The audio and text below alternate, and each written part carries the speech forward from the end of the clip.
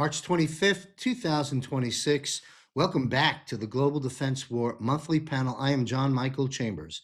We will cover from a military perspective just what is going on behind the scenes in this global defense war.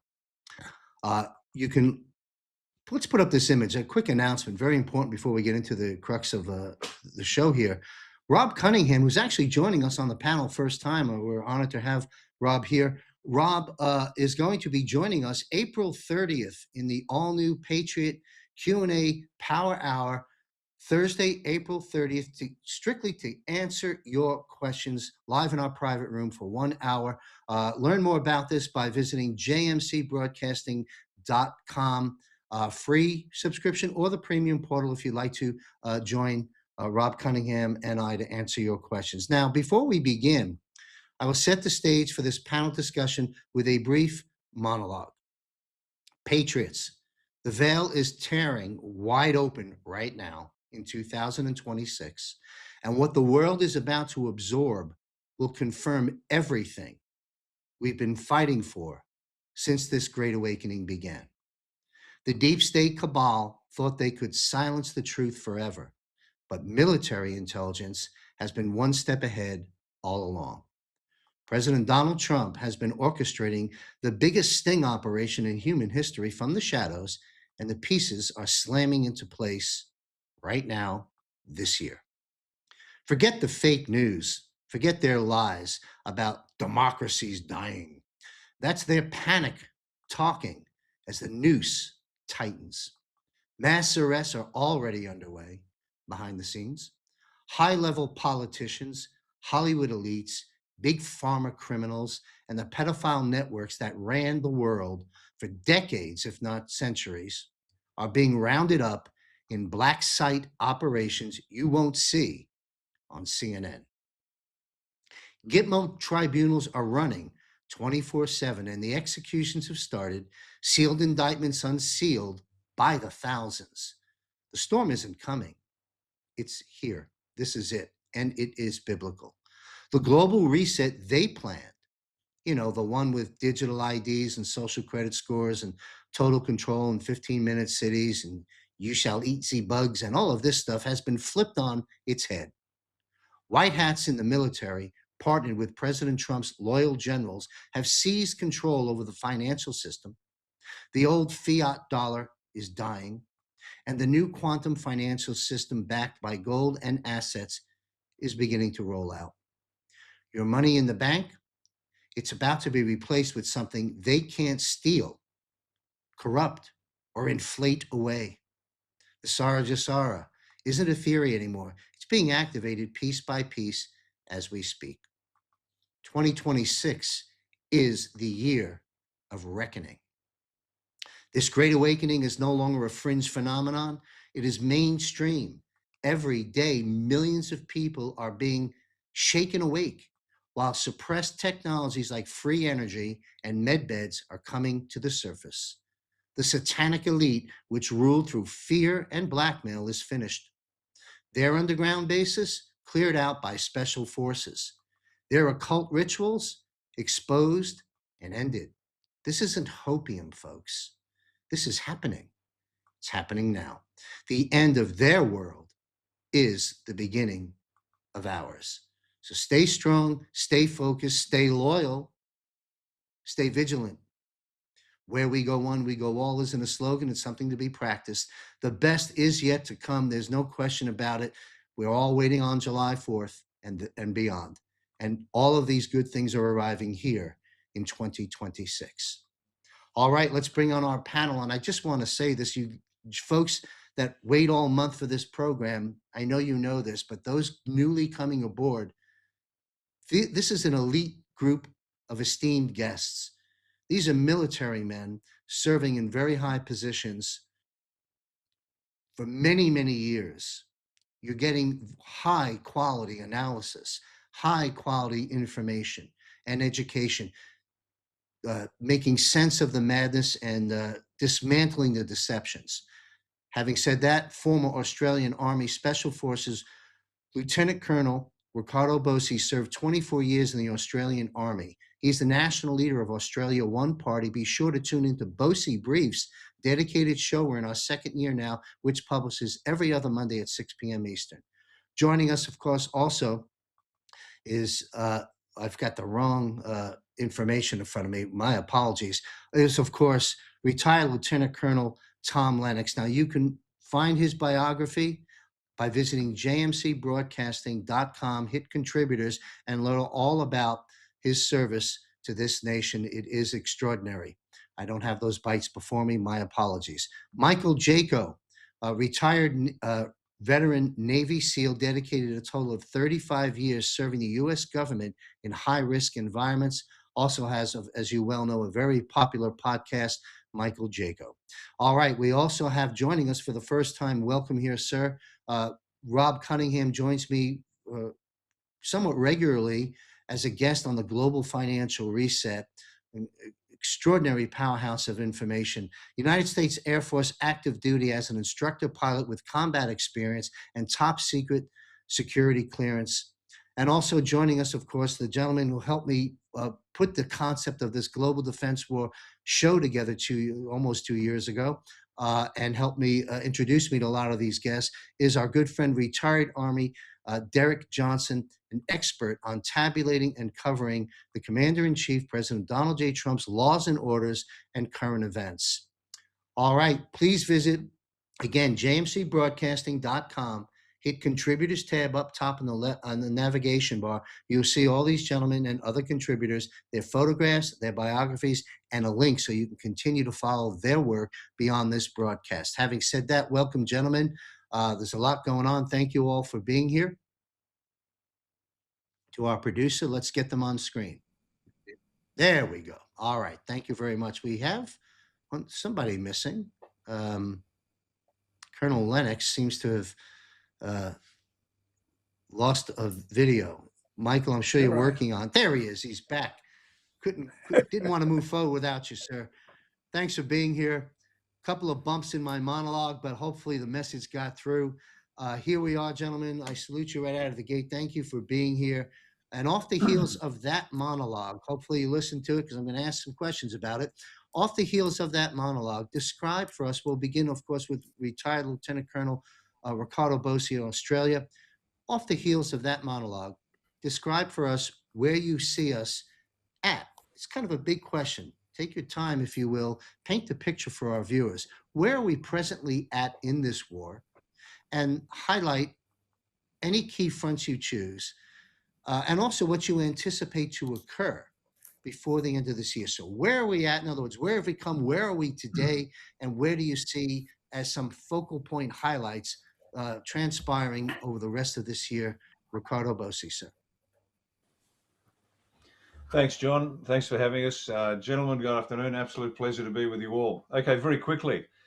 What a lot of people are having difficulty with is following the cascading activities around the planet at the tactical level, operational level, campaign level, and strategic level, and even the grand strategy. And people are having difficulty putting the picture together. That's by design. We know that. That's, of course, the reason. But where we're at right now, and if you could put a title, I guess, on this phase of the operation, this is for the people. And the title would be this: The Price of Failure to Act. The price of failure to act. And the reason I say that is because the people, it's already started now. The alleged reason is the Straits of Hormuz and the blockage, and then the interference with the flow of oil. Therefore, the prices have spiked, and we'll talk in detail later. But that is the supposed trigger to all the drama that's going on right now, but that's not it at all. This is the price of the fail to act. All the things that are going on around the planet, and they can be related to Hormuz, they could be related, completely unrelated to Hormuz, but this is what the people now have to experience for not holding their people to their representatives to account, for not keeping an eye on what was going on, for trusting too many people for too long, without sticking their nose into somebody else's business and saying, hang on a minute, you didn't promise me this, you didn't promise me that, and why are you delivering it to it? So this is the moment in history where the Australian people, because I can tell you that from personal experience, it's hurting down here, but it's also hurting around the world. and the people are going to start to feel the squeeze. It's going to be painful. It's going to be excruciating. They're going to get very, very angry. And I'm not hoping for this, but I can imagine there's going to be some violence occur, sporadic, not necessarily organized, but sporadic, geographically dispersed. But people are eventually going to realize what's happened to them, what's been done to them. And I hate to be the bearer of bad news, but we've been saying this for so many years now. If we don't stand up, it'll be taken from us. We didn't stand up. It has been taken from us. Everything's been taken from us. And the people are about to find that out. Now, this is the key moment for this operation as far as the people are concerned. None of this would have happened had the people stood up, but they didn't. And there's a lot of many reasons for that. They've been demoralized. They've been brainwashed. They've been MK Ultra. They've been poisoned. They've been gassed. You name it, everything. They've been dumbed down. They've been irradiated with 5G. They've been injected with the COVID nonsense. And there's a million reasons why it occurred.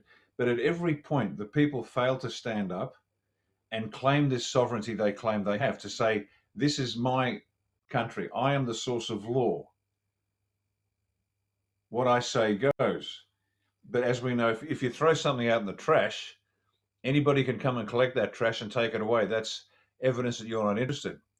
And the sad reality is most of the planet, and some are more culpable than others because they don't have a history of personal sovereignty or the rights coming from the people. But those nations that do, we should have stood up and we didn't. And now we're going to feel the pain. There's nothing that can stop what's coming. We've been saying that a long time. We've been warning about for a long time, many years now. Get some gas in your garage. Get some tin food. Get some cash. Buy your precious metals, and get ready to hunker down. For how long? We don't know. All we know is that if it goes for too long, the black hats win, so the white hats won't let it go too long. But the pain you're about to feel, and don't shoot me, I'm just a piano player. The pain we're all about to feel is a result of our complacency, our docility, our imbecility, all of those things. It's on us. We're going to have to pay the price. Tough love and honest words from Riccardo Bosi. Thank you, sir. Two quick comments. We'll take that same question around the panel. One is, you use the term NDE, a near-death experience. That hasn't even arrived, but you're getting a drip of it. Those that are having difficult time getting gasoline, for example, and prices going up, and some of the things you've indicated. And my last follow-up is saving America and redirecting humanity on this course correction is not a spectator sport. So thank you, sir. Same question to retired Colonel Tom Lennox.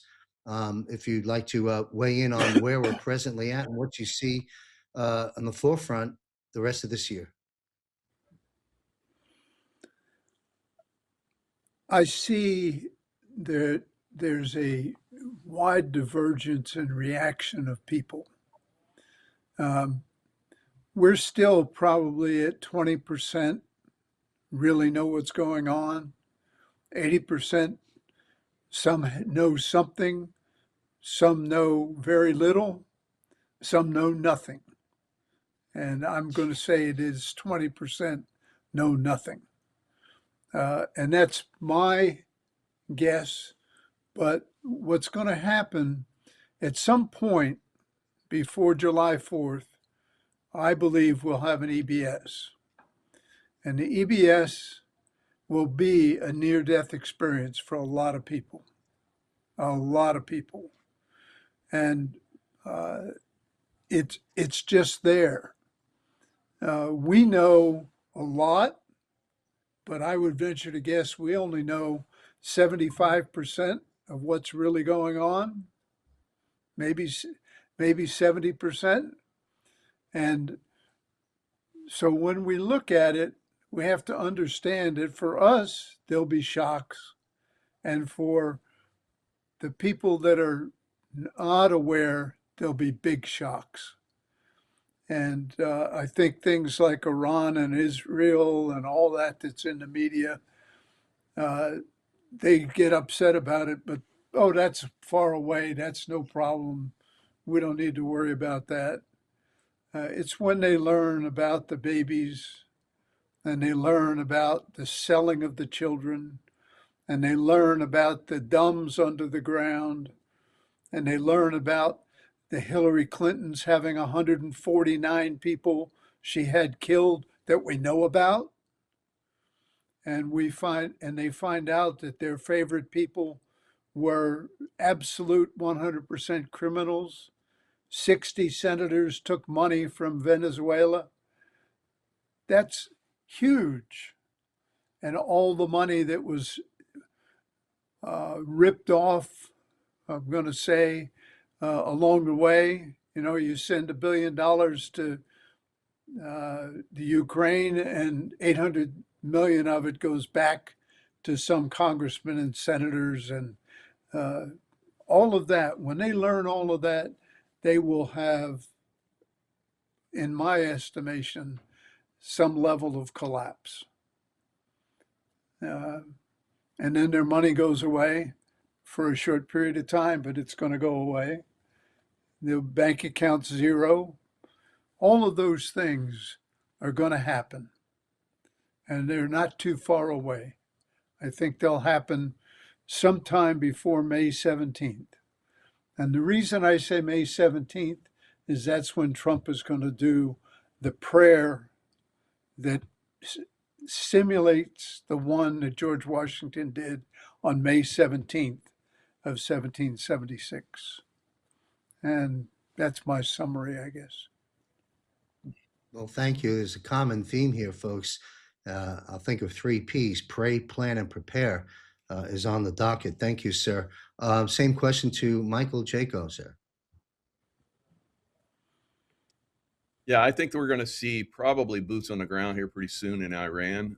We just sent 82nd Airborne. Looks like they're going over there as well. So we have 2 different MU groups going there, Marine Expeditionary Units that are headed there. Probably one's already there now. The other one will be there in 2-3 weeks. Now, a lot of people think that, you know, in the past, we get bogged down. We don't get bogged down, speaking from all of us here. We don't get bogged down. It's the administration, the deep state that bogs us down. We don't have that now. So this is the difference that's going to happen with this war or this conflict. We're going to move very quickly into taking down this enemy in Iran. So that's coming. We're going to see probably within a year, because every time we've had a spike in oil, within a year we have a collapse in the stock market. Silver prices accelerate to a very high level, and gold follows after that. So we'll see that happen.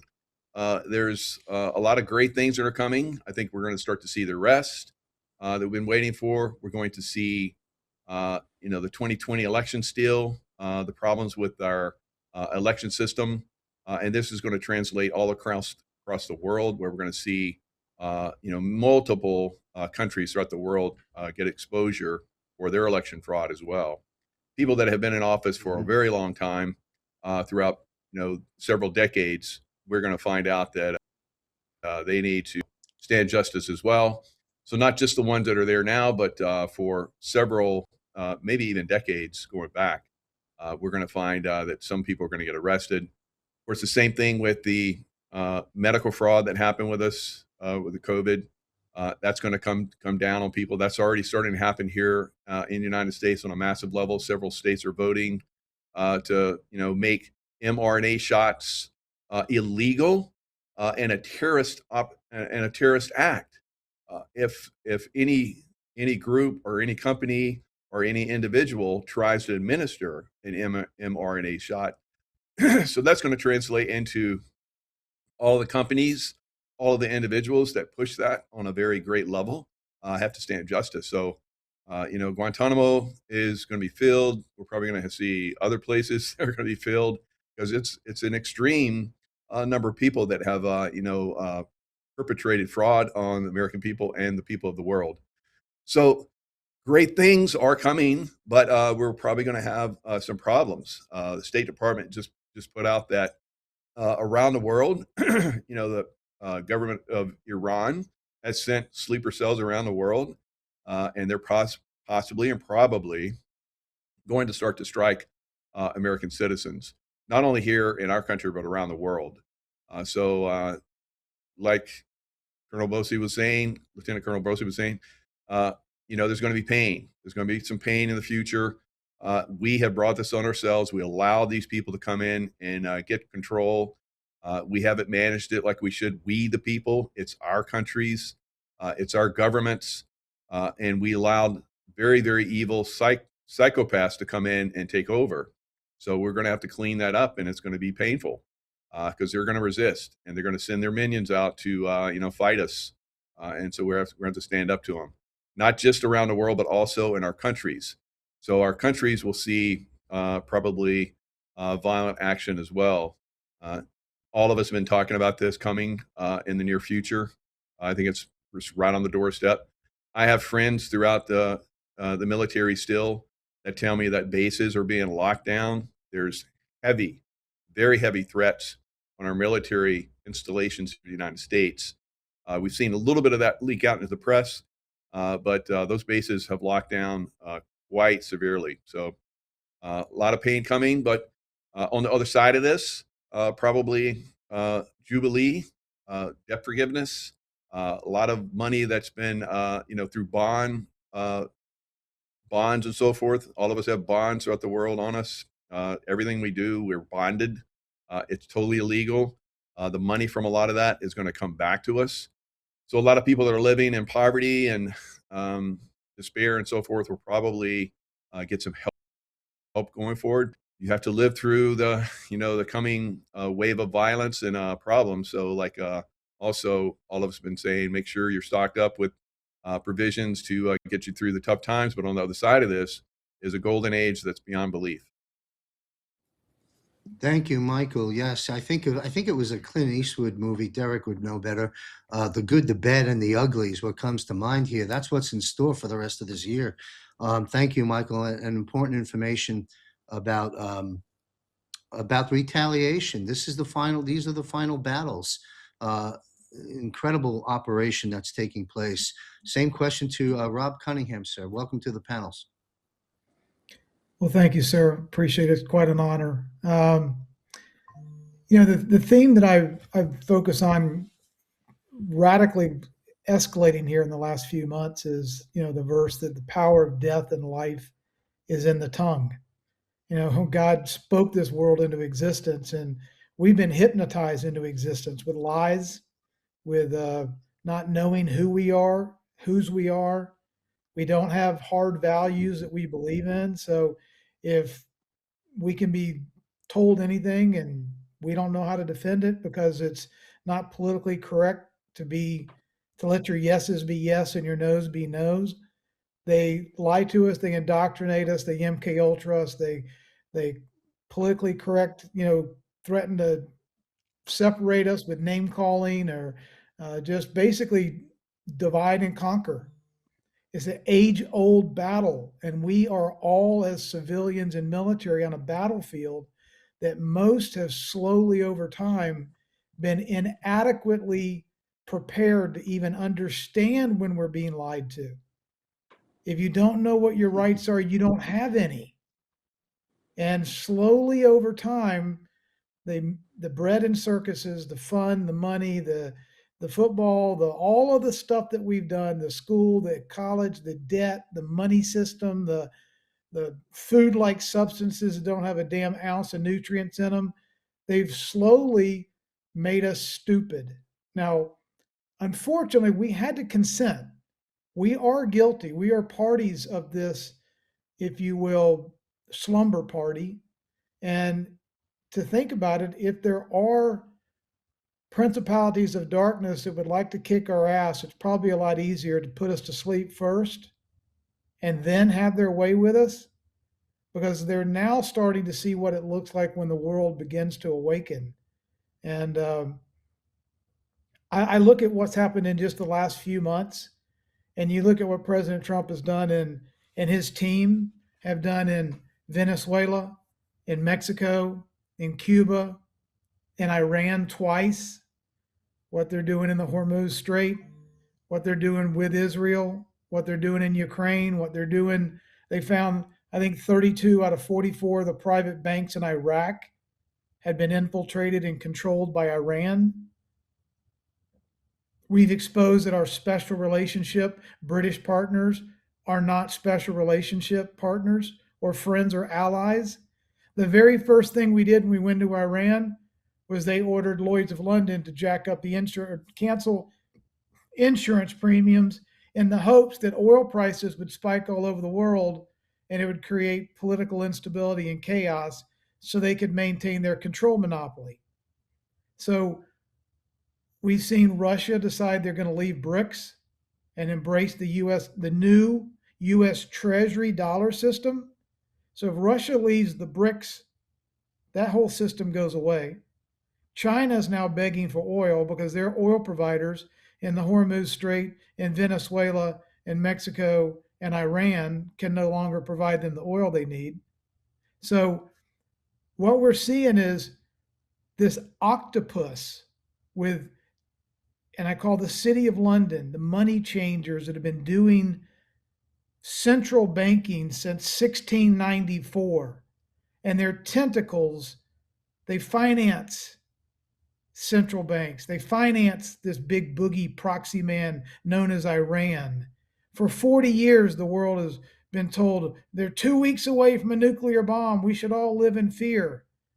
They've had missiles pointed at 11 Middle Eastern countries, and we're all just supposed to endlessly fund Middle East wars and write checks to Israel and watch the Strait of Hormuz be this tiny little choke point node for so much of the world's energy, and we've been held hostage through this centralized financing source. I mean, here we are owing $39 trillion to a 1 square mile area on the Thames River, known as the City of London, that doesn't produce anything, hire anything, manufacture anything, invent anything, grow anything, and distribute anything.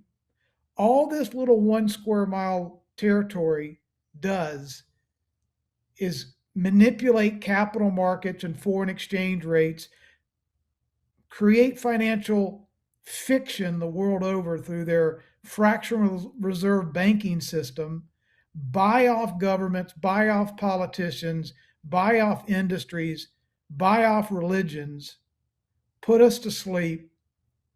But the good news is they now see exactly what Commander-in-Chief President Trump is doing. He's cutting off every one of the octopus's arms. He sees how he's opening up the oil and energy and money arteries or capillaries so money and value and freedom can flow in a distributed, decentralized manner instead of being controlled by a bunch of freaks in the City of London and their franchises in the Federal Reserve and wherever else they have their little monopolistic money system. Well, that goes back to you can't serve two masters. We've been unfortunately unaware of the master that we've been serving. And thank God President Trump is cutting those arteries, ending their fake fiat monetary system, and systematically going about the process of waking 7 or 8 billion people up so that we can start reintroducing ourselves to who we are and whose we are instead of just being mindless slaves.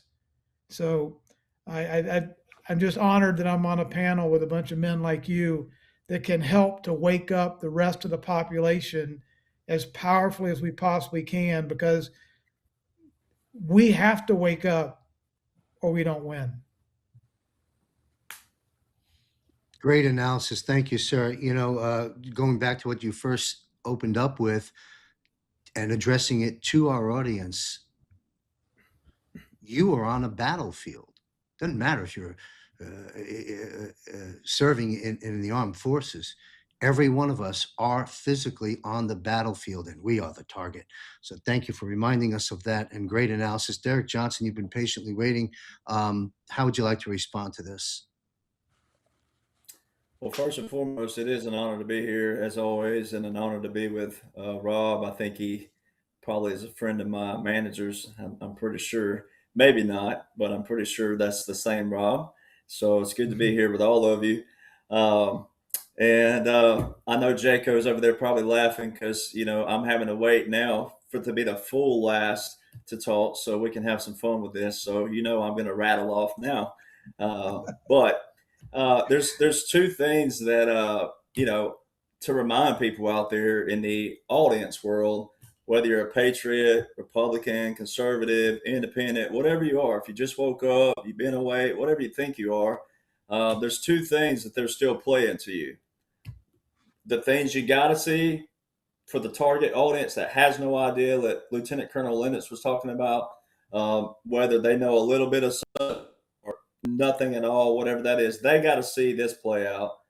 To the Patriots, you have to see it in another manner, but also understand that I use 3 P's in all of my podcasts: principles, priorities, and prevention. It's easy to look back on the past and judge the past, always. But if you don't sharpen your skills and elevate your skills and your thinking, we cannot prevent the swamp from growing back.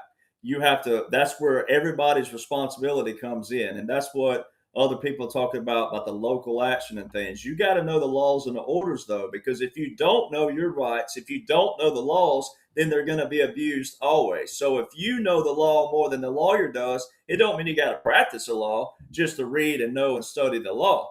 But if you read and study and know the law, then the one that is doing the practice for you, if they get out of line, you can say, look, I don't want your job, but I actually know that what you're doing is fraudulent, or you're cutting corners here, whatever it may be. So that's where your role comes in.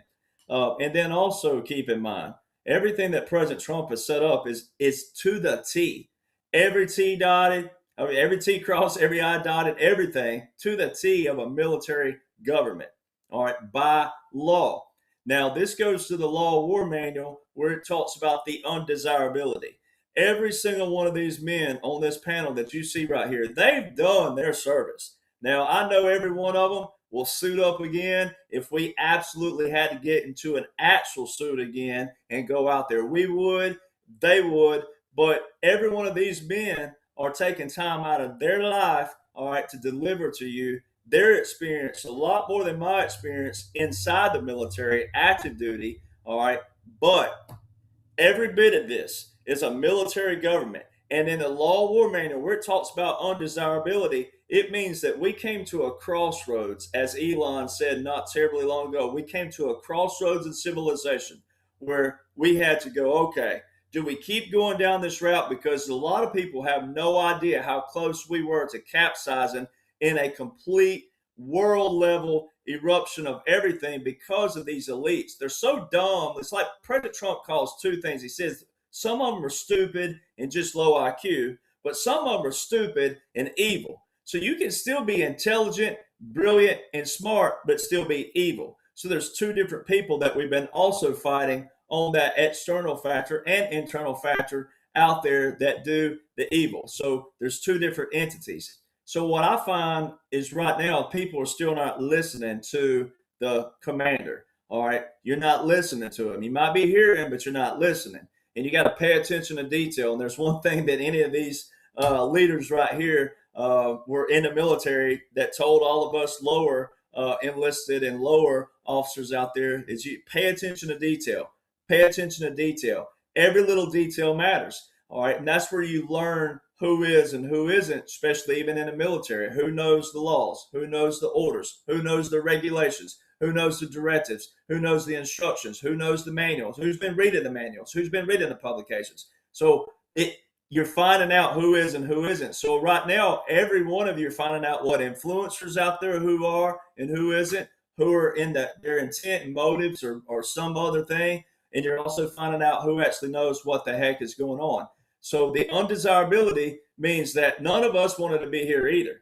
but we know what's going on. We also know what it takes to win this thing. We are winning this thing. It's already been done, but the reason why we have to say some things that it's not done is your job and role and responsibility and duties are not to sit on your thumb and not prepare for the future. You need to be in the mindset of what Native Americans do, is what my people do, is you live your life right now for 7 generations out. And if the next generation does that, then guess what? Will be off the chain. Now, the other thing, this is not a war by standards with Iran. The war is the military government and the undesirability to have to do it. That is the war. That is the shell that President Trump and the military, the generals, the admirals have set up. It's a military government. By law, it's a military government. You can read everywhere. Also, what President Trump has done, there's no way he walked in all these nations and got done what he's done. All these capitulations took place from 2017 to 2019. Every bit of these nations working with us, with Iran, took place back here 2017 to 2019. Some new nations that came on board and became a part of the Abraham Accords. Every bit of these are in the National Defense Authorization Acts from 22 to 24. How did they already know to put in the NDAAs what was going to happen the next year? Every one of the year before, so the year before NDAAs, the year of what they were going to be operating the next year, it's already written over here what's happening over here, which means it's strategic. Congress knows about it because they're in a continuity government. The law shows that Congress is still, to this day, in a partial continuity government. And President Trump has validated this. He's validated it over and over. Today in yesterday, it's already a new day, but in Memphis, Tennessee, he validated. He said what they're calling a war, it's a military operation. So he validated this whole operation with law war manual terms. He uses occupied territory, white flag of surrender, restoration. All of those are in the law war manual under military occupation. The term restoration is directly related to a military government. And then also in the military government, you've seen things like your validities, the 1798 Aliens Act, your First and Fifth Amendments are gone when that is invoked, when it is in action. Well, what does military government say about that? Military government specifically outlines that the Constitution and the Bill of Rights are suspended during a time of war of such nature when you have the validities of that. So all these influencers also are captured, like X is captured. Recently, you've seen Palantir be announced to be the new app for AI for the military. All right, all these rhinos and never Trumpers surface and they're going crazy. They have our information. I'm like, did you not read the article? The article says they're compiling data from existing databases. They already had your information, and Palantir started working with the military in 2011. So see, people prove that they don't read, you don't study, and I say it, I know it sounds bad sometimes, but I say it as lighthearted as possible. The better technology gets, the dumber Americans get. You have everything right in front of you. You have a computer daily. You have a phone in your hand all the time, which is no longer a phone anymore. It's a miniature computer because you have Google access daily. You have everything you need. You're just looking for truth in all the wrong places, kind of like a new version of the country song. You're looking for truth in all the wrong places and all the wrong faces. If you want to know what's going on, you got to know who's in command. And in military government, it talks about this in our military government and martial law proper, and also a thing called military law and precedents, who are all written by colonels, generals, etc. In there, it says you got to know who's in command and what are they using in law.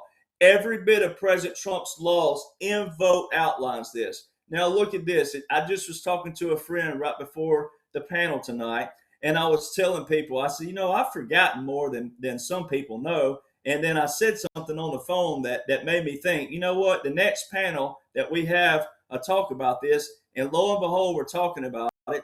I'm going to bring this back up. They had to show to the people out there that a war started in Israel with a music festival with these kamikaze pilots, right? Because people have to have drama in order to get them engaged, which is pathetic to all of us with intellect.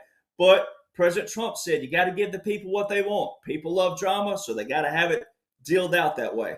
Well, on October 7th, 2023, and we have sir here, Rob here, who was a pilot in 2023. In 1 week's time, ladies and gentlemen, my friend Siggy Flicker, she loves it when I rattle off.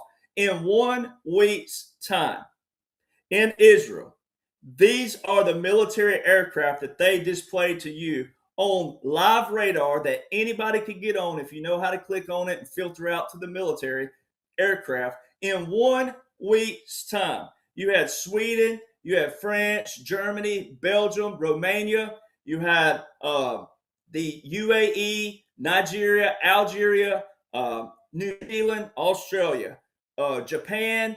You had also Argentina, Mexico, U.S., Canada. You had a lot of other nations sprinkled in there. You had Turkey, different in 1 week's time.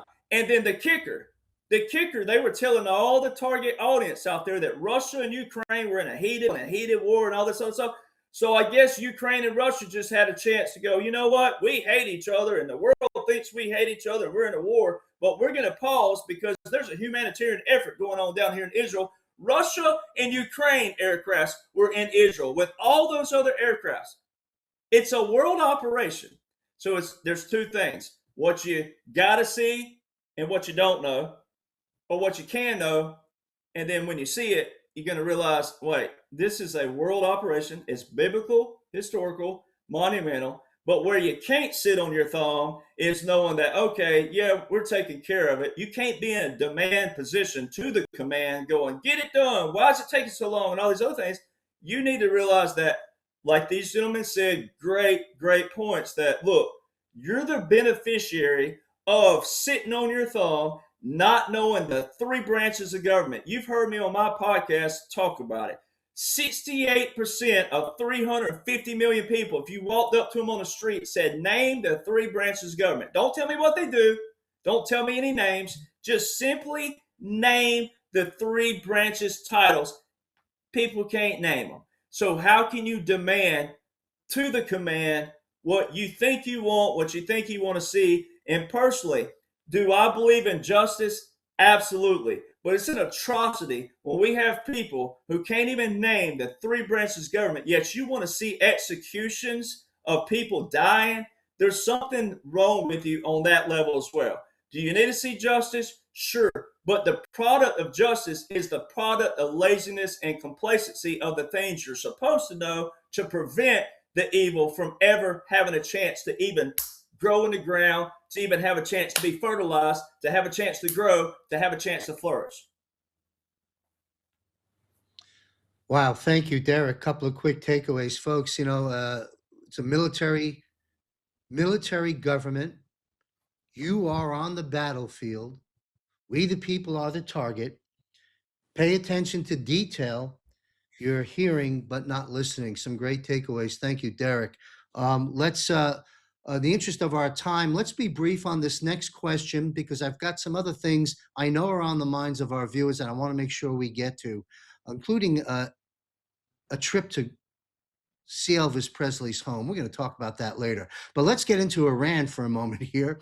And again, to the panel, let's be brief on this. We're going to move into another subject. There seemed to, back to Colonel Bosi, Lieutenant Colonel Bosi, there seems to be conflicting reports as to when Epic Fury will officially end. Michael Jaco's just revealed the information of more than likely boots on the ground. So there are conflicting reports concerning the end of the operation. Okay, so that's part A of what I'm getting at. So please comment on that, as well as delving into the importance. We touched on it already, some of us. So again, we'll be brief. The importance of the Straits of Hormuz. Why is that area so important? What's being done there? How does that play out? And how long will Epic Fury go on?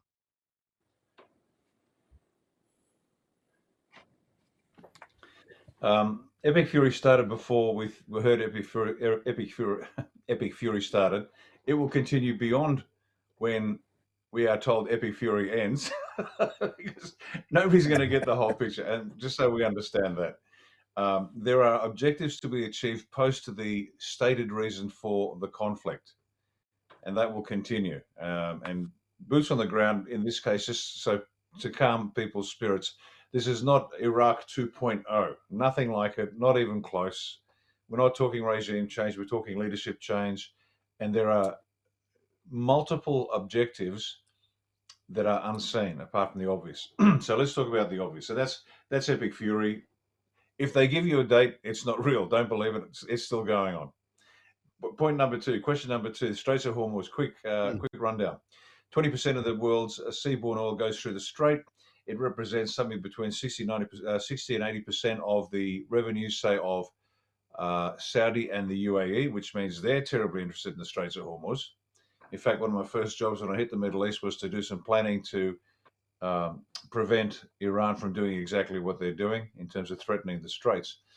But that's the stated reason. Now, is oil the only thing going through? Sorry, one more thing with the oil. If the oil remains cut off or is cut off, because it's still flowing, if it is cut off, then China, India, and the Japanese economies are hit dramatically. And that's going to have a cascading effect around the planet, because many countries around the planet, by design, are now reliant upon India, China, and Japan for things they should be doing themselves. So that's sort of an obvious reason.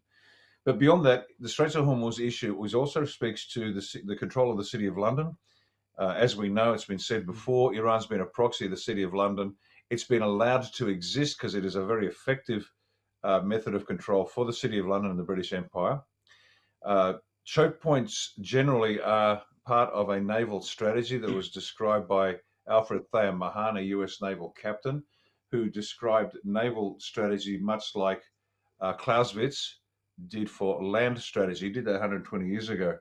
And it's still a key point, because what Mahan said was, don't have a navy and have it sail the ocean blue. Just find the choke points. You can control trade. You can control the passage of naval vessels. You control the planet. And that's another part to it. Then you've got, not only is oil being trafficked or being shipped through the straits, but also everything that you can think that should be nasty. At the least of these, which is the illegal oil and precious metal trade that goes through. And then it starts to descend into where. Child trafficking, human trafficking, adrenochrome trafficking, and it just continues. So it's not just oil. There's a whole, as I said, many sub-objectives to be achieved. And I'll stop here and let others have a shot, but I'll also say one more thing about Iran. Do you remember the story? And I'm asking this for a friend. Let's just put it that way. Do you remember the story? The tomb of Gilgamesh we went into Iraq allegedly because Saddam was a bad man, and yet one of the priority objectives were, and this might not be true, I don't know, was to recover the artifacts from the tomb of Gilgamesh. Well, there might just be, and I don't think I'm giving anything away here, there might just be, let's say, a satanic reason for getting into Iran and taking and clearing a few things out as a control center for not just oil, not just money and power, not just for choke points, but for some deeper need that needs to be taken out that we won't hear about for some time. So that's a quick rundown in answer to your question. I'll leave some space for the others. Thank you very much. Yeah, I'll comment later. I've got something to say, but I'll get the panel in. Same question to Lieutenant Colonel Tom Lennox. Straits of Hormuz, you want to break that down? And I guess we won't be asking when this operation will end. What a foolish question that is. And you won't get the answer, whether we know it or not. But anyway, take it on, sir, if you will, please. Well, there's some interesting things about the Middle East. And I was reading a book today, written some time back, and it seems there are a large number of portals in the Middle East. And one of the things the Khazarians are looking for is to get to their portals so they can escape the United States and the world. And Iran has a number of portals, which goes outside of our normal discussion, but it goes to the idea that it's not just about here, it's about out there. The other thing is, because of the Khazarians, and we look at the City of London, The Rothschilds are, in fact, Khazarians, and they have controlled the finances for a large part of the world for hundreds of years.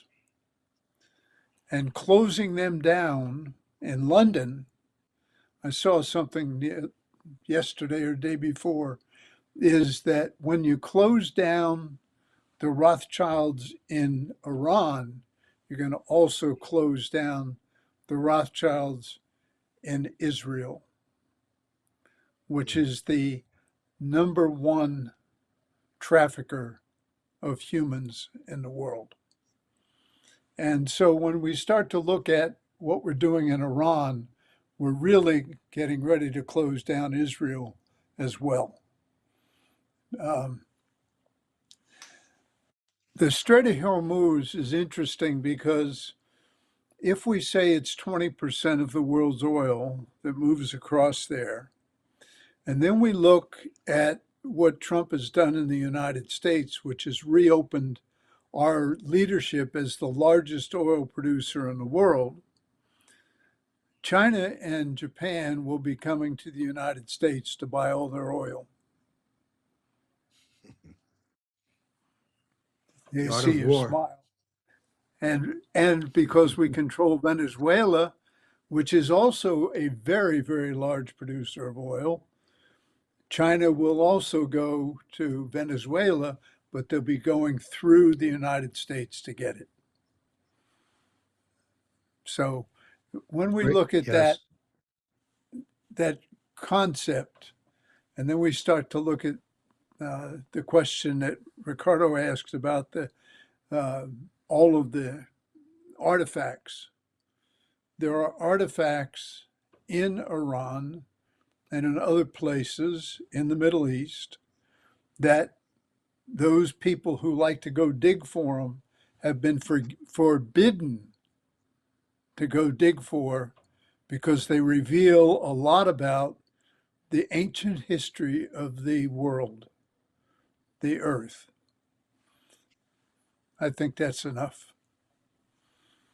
Thank you very much. Wow. It's interesting. Just a quick comment to our viewers.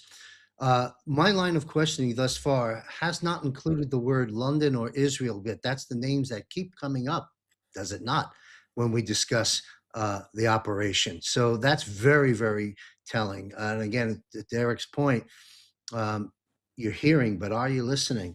Very, very good stuff. And I just quick comment on this. We won't go there today.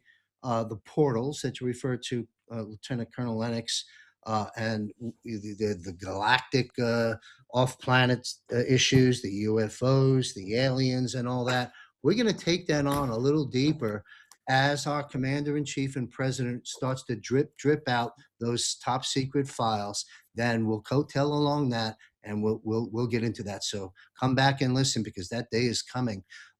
Same question to Michael Jaco. Straits of Hormuz, if you want to break that, you covered it before, but break that down further if you wish. Yeah, so the problems of the Middle East basically originate from Iran, and also all the way back to the city of London with the financing. So I spent over 30 years, 3 decades in the Middle East. Tier 1, SEAL Team 6, and also CIA high levels. Running down terrorists and so forth. Is pretty much funded by Iran. So we have to take out Iran. So it's basically we've squeezed and squeezed and squeezed, and now we're down to the last kernel of this compromised system of humanity, and we started to go a little bit deeper down the rabbit hole. I love that, but we can save that for another time. But Rothschilds are being their bank accounts are being seized in France right now. Now, just a few days ago, Le Pen won several elections in France. So the conservative side finally overcoming 4 decades worth of communist rule that was started by the CIA, funded by the CIA throughout Europe, taking down politicians and so forth, and inserting communist leadership, which basically is controlled by all the different intelligence agencies, and then of course further up the chain, where we start to get into those very dark forces that we kind of alluded to here in a couple of these gentlemen. Fantastic work. So also in Germany, overcoming massive fraud in elections and good conservatives coming forth in Germany. So I think we're going to continue to see this wave of conservative, good people that are coming in to basically take down this evil. Rothschild, like we talk about, the financing, follow the money, the financing side of this, all the way back to the city of London. We're still at war. Revolutionary War never stopped. All right. So we're still in, if you will, a second Revolutionary War against the city of London, right? The British Empire, which is the city of London. So we have to take that down. We have to destroy that as well. I've talked about how, maybe we should just invade the city of London, but there's more, very subtle ways that Donald Trump is taking down the city of London, and I appreciate the way he's doing this, and that will preserve a lot of lives. It will also preserve a lot of territory that would otherwise be destroyed. You might think otherwise from what's going on in Iran right now with all the over 8,000 missile strikes and bombs and so forth that we've hit, targets that we've hit in Iran at this point. Over 8,000, amazing. But these are precision strikes, and then eventually what we saw in Afghanistan and Iraq. Afghanistan, we just had a few horse soldiers that were calling in, strikes and basically took down the Taliban. In northern Iraq, we had, some Air Force CCT guys that came in and called in fire and basically devastated Saddam's military in the northern area. So we'll probably see the same thing in Iraq. I believe that we'll probably see boots on the ground in Iraq or in Iran. And if we don't, that's great. But, from my perspective, it looks like it's moving in that direction with all the forces that are going there. Why would we be sending two different MU groups there and 82nd Airborne, like we saw today, going into somewhere in the Middle East, probably Saudi Arabia, I would assume, and then launching from Saudi Arabia. Saudi Arabia's basically said, continue the war, President Trump. Israel said, continue the war, President Trump. So President Trump is like, we'll negotiate while our troops move into place, right? So that's, I think, where we're at. Well, you said boots on the ground. You mean Iran, not Iraq, just for clarification, correct? Yeah, sorry. Yeah, Iran. Yeah, thank you very much. Thank you. And thank you. And Michael, before we move on to Rob Cunningham, I want to, we've talked about before correcting George W. Bush on what the real axis of evil is, and of course it's London, the Vatican, and D.C. But in terms of hierarchy of command and control on the three countries that have been themed out in this panel, would the proper order from bottom up be this? Would it be Iran to Israel, Israel to London? Is that kind of the flow of it in terms of the power would be mostly London, then Israel, and then Iran? I'd be interested in see what Rob Cunningham says, but I think that's the basically the way things are running. But of course, China is controlled by the city of London. We have a lot of groups that out there that are controlled by the city of London. So it's going to be disclosed. It's going to be revealed. So there's lots to be revealed here. So it's the correction. Excellent. Thank you, Michael. Rob Cunningham, let's take this on, if you will, sir. Yeah, this is great. I love this discussion. I'm going to start maybe with 3 key points, and I want to underwrite what President Trump's boss said. Okay.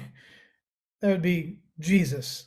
Okay. He said that, first of all, my people are destroyed for their lack of knowledge. We become idiots, we're done. Number 2, this battle that we fight is not against flesh and blood, but it's against principalities of darkness, evil. Evil exists in this world. We have to know it. We have to understand it. And we have to embrace the powers that we have If our essence is omnipotence, then evil is just a story. It's a narrative. It's a boogeyman, but doesn't really have any power unless we consent, take a knee, run like scared babies, and surrender. Okay, but we have all the power. And then, you know, Moloch and Ball, they never retired. They didn't take their hat off and take their cowboy boots off and say, you know what, we're going to close up shop now. We're out of business. We're not going to kill, divide, deceive, devour, destroy, eat humans and traffic babies. We're not going to do any of that. We're just going to become nice guys. That never happened. And then the last one is fear not. 365 times, fear not. So when you look at energy, and this is what President Trump's focus is on, it's on energy. He's even telling Israel and Iran to not destroy the energy infrastructure. He came out with a press release just a couple of days ago and told both of them to back the hell off, stop the bombing, and don't destroy not only the energy infrastructure, but the energy supply choke point that controls vitality. Money is kind of the blood flow, and oil is a blood flow that our world needs. So, what is money? Money is just, it's a way of converting our human energy, our labor, our talent, our building, our businesses, our intellectual property, and converting it from human energy to physical tradable currency, right? Well, then they change that currency to dishonest currency that's fiat. They print out of thin air, and somehow or another, they have figured out how to broker this monopoly money that ends up being backed by all of our work, all of our lives, all of our property, and we give it to this little square mile group of assholes in the city of London. And we're like, where did our stuff go? Where's our wealth? Where's our property? It's not that we have a lack of wealth. It's we don't know what's been done to us. So what I see with President Trump doing with the special operators, the devil dogs, the people that are going to Iran right now, they're going there to rebuild and repave runways. They're going there in special joint tactical special operations groups that are going there not necessarily for boots on the ground for a sustained war. They're going there to reconstitute the joint with a new form of government. Now that they've gotten rid of all the assholes, they've gotten rid of all of the 100 people deep from the mullah, from the Khomeini all the way down, they're going to third and fourth level walk-ons to become the new government players. And they're going to be disconnected from the choke point leverage controlling freaks out of the city of London. So these joint special operation forces, 82nd Airborne, Devil Dogs, Marines, you know, special forces groups that Michael Jaco was part of, they're going there to set up a special operation for the continuation of government in a better way, not to go there for a sustained long war. They're going there for operational necessity. Trump wants to be known as the president of peace. We have 60, 70, 80 nations that are now members of the Board of Peace, as he's told, as he's flushing the United Nations and NATO down the toilet. Because neither one of them have been about peace or safety or abundance or liberty the world over. They've just been octopus arms of the city of London. They've just all been financed, you know, proxies of this master that prints all this fake money around the world and controls everybody. I think if people would understand that Trump is a masterful architect, he sees the DNA of energy, which is in the form of oil and money and law, which is perverted law. It's admiralty legalities, it's counterfeit money, and it's a psyop.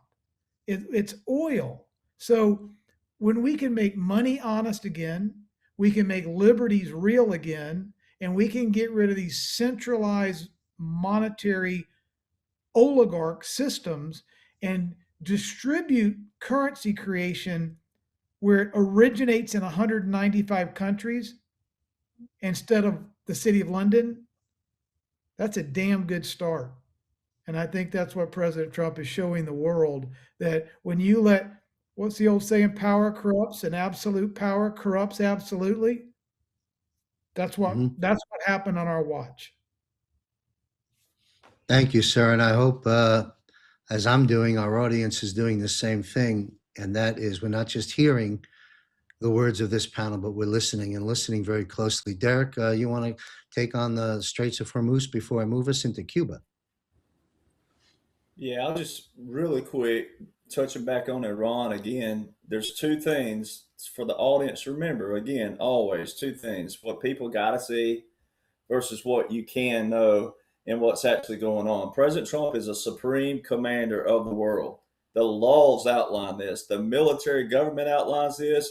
Remember that first and foremost. He is master chess. All right. And what's funny about this, there's a massive, to show people, you have to sometimes do this. I'm not going to name the name, but there's a influencer out there. He's got like 2 million followers.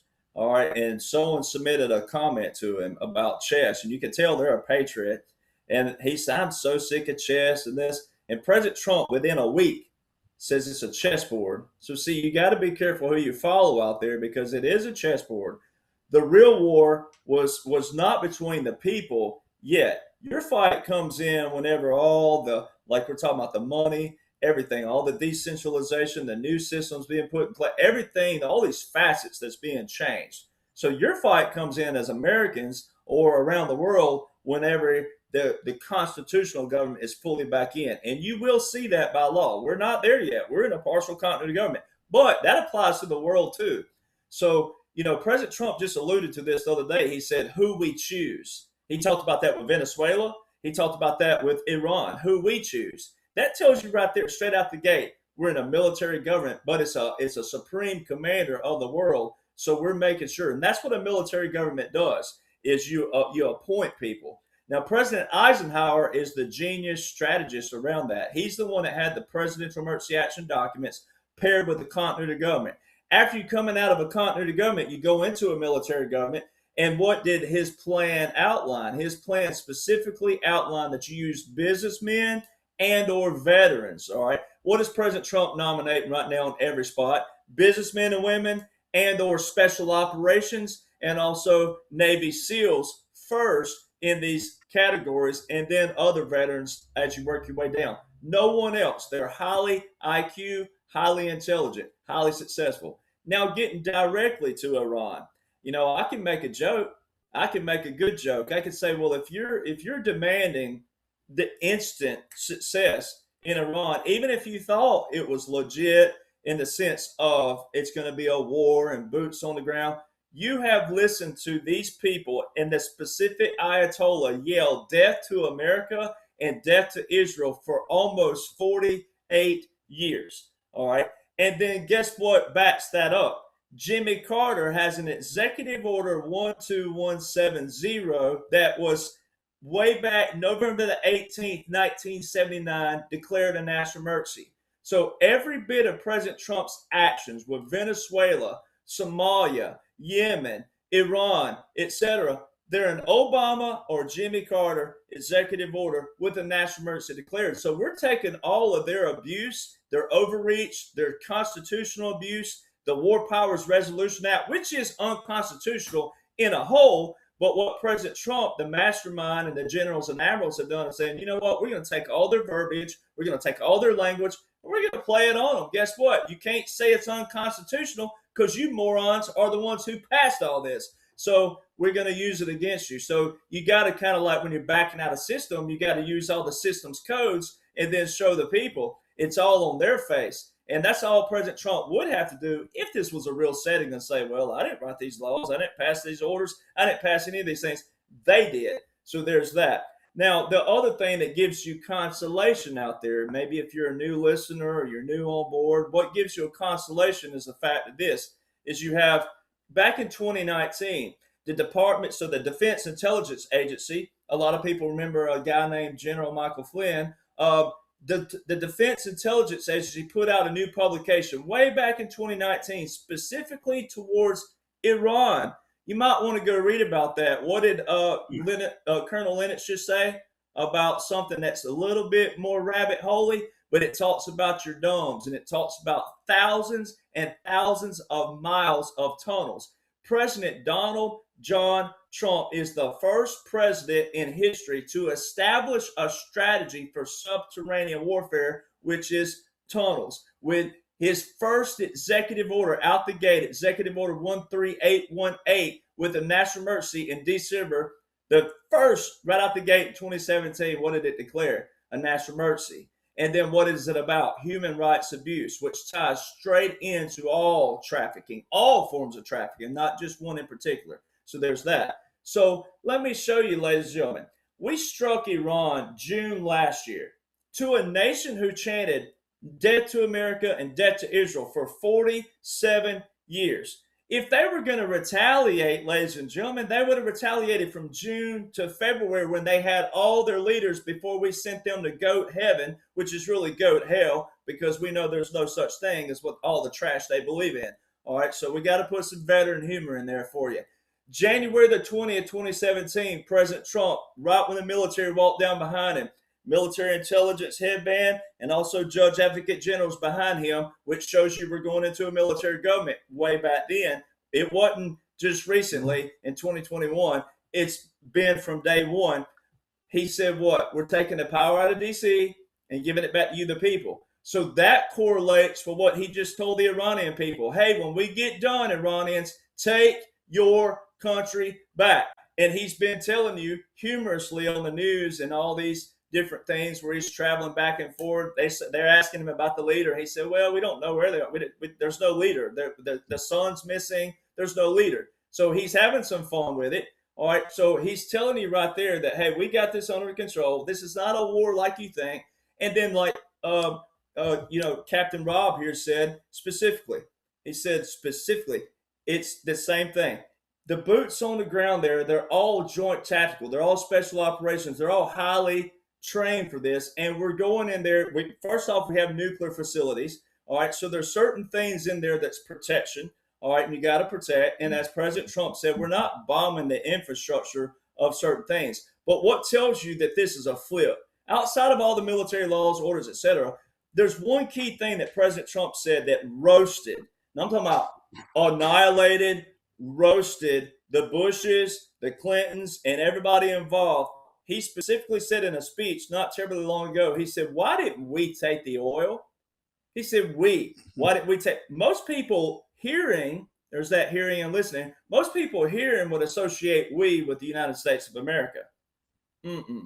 He's talking about that, but he's saying, why didn't we take the oil? Well, if you went up to anybody who lived through the 90s and the 2000s and you said, hey, do you believe that George Bush and the Bush administration and Clinton's, did they take oil from Iraq? They'd say what? Yes. All right. Now take President Trump's little excerpt again. He said, why didn't we take the oil? Well, most people thought we took the oil as the United States of America. The Bushes took the oil. This money went into London. This money went into the crown that we're talking about. It didn't go into the United States of America. It wasn't all of us, like Jaco said, when we're constrained. Every bit of our wars before, even if it would have been a legitimate war, it was constrained. They tie our hands behind our back. President Trump alludes to this all the time where he says, the general said, General Raising Cane, we can do this in 3 to 4 weeks. And he was like, what? The other guy said 3 to 4 years. And General Raising Cane, I'm probably just speaking on his behalf just a little bit, but he probably said, sir, those are your TV generals, right? I'm a real general if he was going to ever brag. So there's that. And the other little thing to show you that you just recently witnessed, ladies and gentlemen, was the resolution process. All right, why couldn't quote unquote Joe from 21 to 25, but more specifically 21 to 23, with a full Democrat president, Democrat House, Democrat Senate, why couldn't they pass a resolution on Iran? Well, there's already a resolution. President Trump's already told you that's Section 1550 in the War Powers Act. It's already there. He told you at the State of the Union, I already have congressional authorization. I don't need any more. Plus, the big, beautiful bill for what's going on right now and moving into the future, President Trump alluded to that again. So all this money has already, the money for the war, the money for the conflict, the money for the operations, it's been bipartisanly passed. All right, it's already been approved. So that's the military government. So that's the two different things. And then the one biggie. I always have to add this in here. It sounds like it's external, but the funeral service, January the 20th, 2021, Joe Biden was given a funeral service. 3 cannons at Arlington is a funeral. That wasn't just a funeral for old Joe, though. That was a funeral for the crown. That showed you right there what you're about to witness from 21 to 25, ladies and gentlemen. If you knew what to look for, if you knew what to listen to and who to listen to, especially if you found someone like me and I led you to all these gentlemen here, or if it worked the other way around, however it was, once you hear that, it's like the Bible talks about. Once you've heard, you can't deny. You can, if you deny, it'd been better not to know. And the Bible ties all ends like that. So the Strait of Hormuz and all these things have to do with regional. It has to do with the oil. And Lieutenant Colonel Lennox has the best analogy, so I don't have to expand on that. That's the absolute best answer that you can apply to it. Is we've taken the oil, but money, as Captain Rob was talking about, is money is an object, right? But it can be used as a tool as well, and it depends on who is in command. So it goes back to who do you trust, and also what are they doing with what you trust. We have to have money of some sort to survive because all of our world has been geared around that. They can't rip the rug out of us. We have to be able to survive,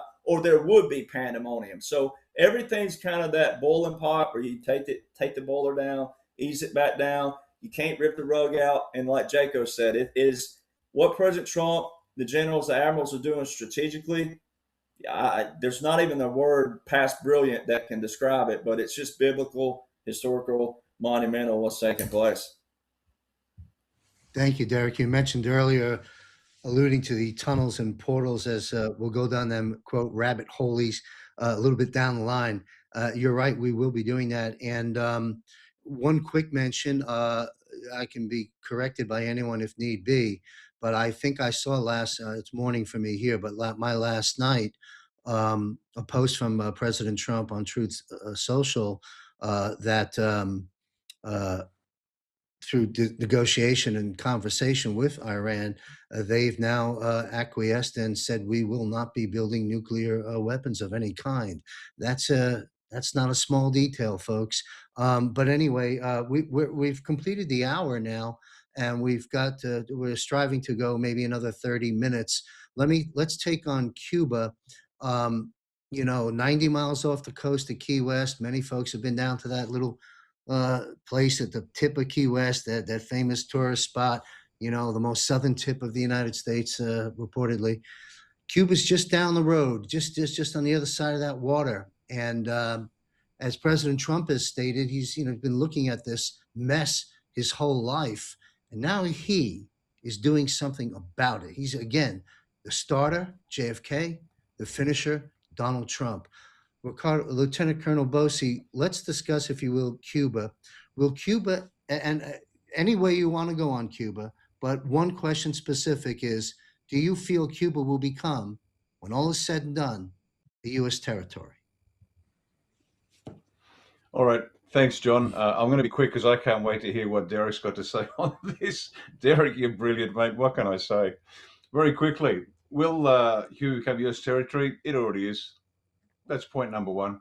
Point number two, Cuba existed as a thorn in the side of the US for decades because it was allowed to. There was no reason why it couldn't. That was allowed to happen. Point number three, this is what we're about to see in Cuba has already been effected in reality. It's just part of that operational level war, the campaign of leadership change, not regime change, but leadership change in key countries already been taken care of. It's all good. But it's just being rolled out now for the people to watch the show. As Derrick said, Donald likes to give the people drama because that's what the people like. So there you go. That's point number four. Point number five, the diaspora, the Cuban diaspora, and we've got them in Australia, we've got them in Florida, everywhere. They're chanting for the liberation of their home country, much like it's a replay of Iran. We saw all the Persians saying, please save us, Donald Trump. So again, it's a replay of that same strategy. Number five, that is number five. Number six is the The blackouts that they're having now, that's to create drama. That's to create the clamor, the call for somebody to save their country because they're about to get their third blackout. And so the stage is being set for the people to see what's already happened, but in a sequenced, I guess, series of events that make sense for the what do you call them, Derek? The target audience. Anyway, that's me done. That's a quick and dirty on Cuba. It's all good. It's all safe. It's in safe hands, and we're watching the show. Thank you, Ricardo. I want to ask you a follow up. You've mentioned twice now in this broadcast um, differentiating leadership change versus regime change. For folks like me, we might need some clarification on the difference between those two things. Yeah, sure, absolutely.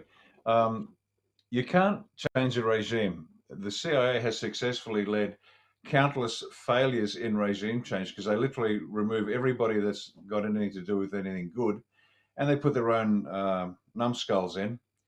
The purpose of which is not to help nation building, which is always the one-liner. We're building nations. You can't build nations. It takes decades. It takes culture. It takes history. It takes morality. It takes a lot of things. So they destroy nations, and the regime changes there in order to make sure that the target nation actually becomes an effective profit center and point of leverage for the cabal to do what they want to do. What's happening, what we're seeing happening now is it's much like, I think, what some of the people out there call the grey hats. Previous black hats are now under control. They've had the 9 mil pointed at their head. They've signed up to do what they have to do to say what they have to do in order to stay alive. And that's the control mechanism, because you just can't change the polity, the judiciary, the bureaucracy, the constabulary, the military. You can't change it and expect things to function. It won't. It's like denazifying Germany after the war. Patton famously said, if I get rid of all the Nazis, the country's going to collapse. We need people who can run the trains. We need people who can run the power stations. We need people who can run the banks, fill in the blank. And so what DJT is doing, and he actually mentioned it, he alludes to this in his national security strategy, where the countries have to pursue their own sovereignty, which is true. But the regime change is no longer the issue. It's changing the corrupt leadership, leaving the corrupt leadership underneath, but making sure that they're now doing what they are required to do. Now, here's the trick.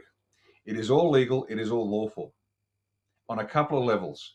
Firstly, because everyone's under martial law, which is very different to working under the Constitution. But on top of that, the collapse of the corporations which ran the planet, the hostile takeover, let's call it, because Trump's a businessman. You got to remember, he does business. He doesn't do war. He does business. He sees an opportunity for another customer on his books, and so the approach is very, very different. It's very different, and he's told us exactly what he's doing, how he's going to do it.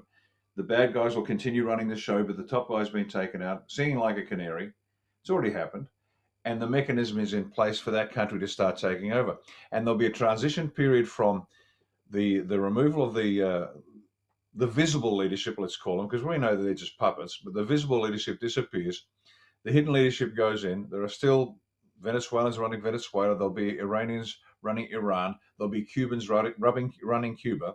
But the relationship on a legal level, in terms of are they going to be a territory, I believe they already are. And that's a result of the collapse of the hostile taker of the corporations. And then there'll be this period, and this is what the period of martial law is for, to transition them from where they are to where they need to be. And this will take time. Now, some countries will move quickly because they have a history of the democratic process. Others don't. Some countries have the history of a Christian foundation, which is the only moral foundation which gives a civilization a chance to advance beyond barbarity, because every other religion is a supremacist religion. And the moment you decide, well, by virtue of my birth, I am better than you, I will always be better than you, and you will never be able to exceed me, the moment you start on that premise, you're on the fast track to hell. There's no civilization that can grow out of that. So the Christian ethic of we are all made in God's image, and you don't have to be a Christian. I've said this before. You don't have to be a Christian, and don't. We've got enough shitty Christians as it is. So, hang on to whatever we want to believe.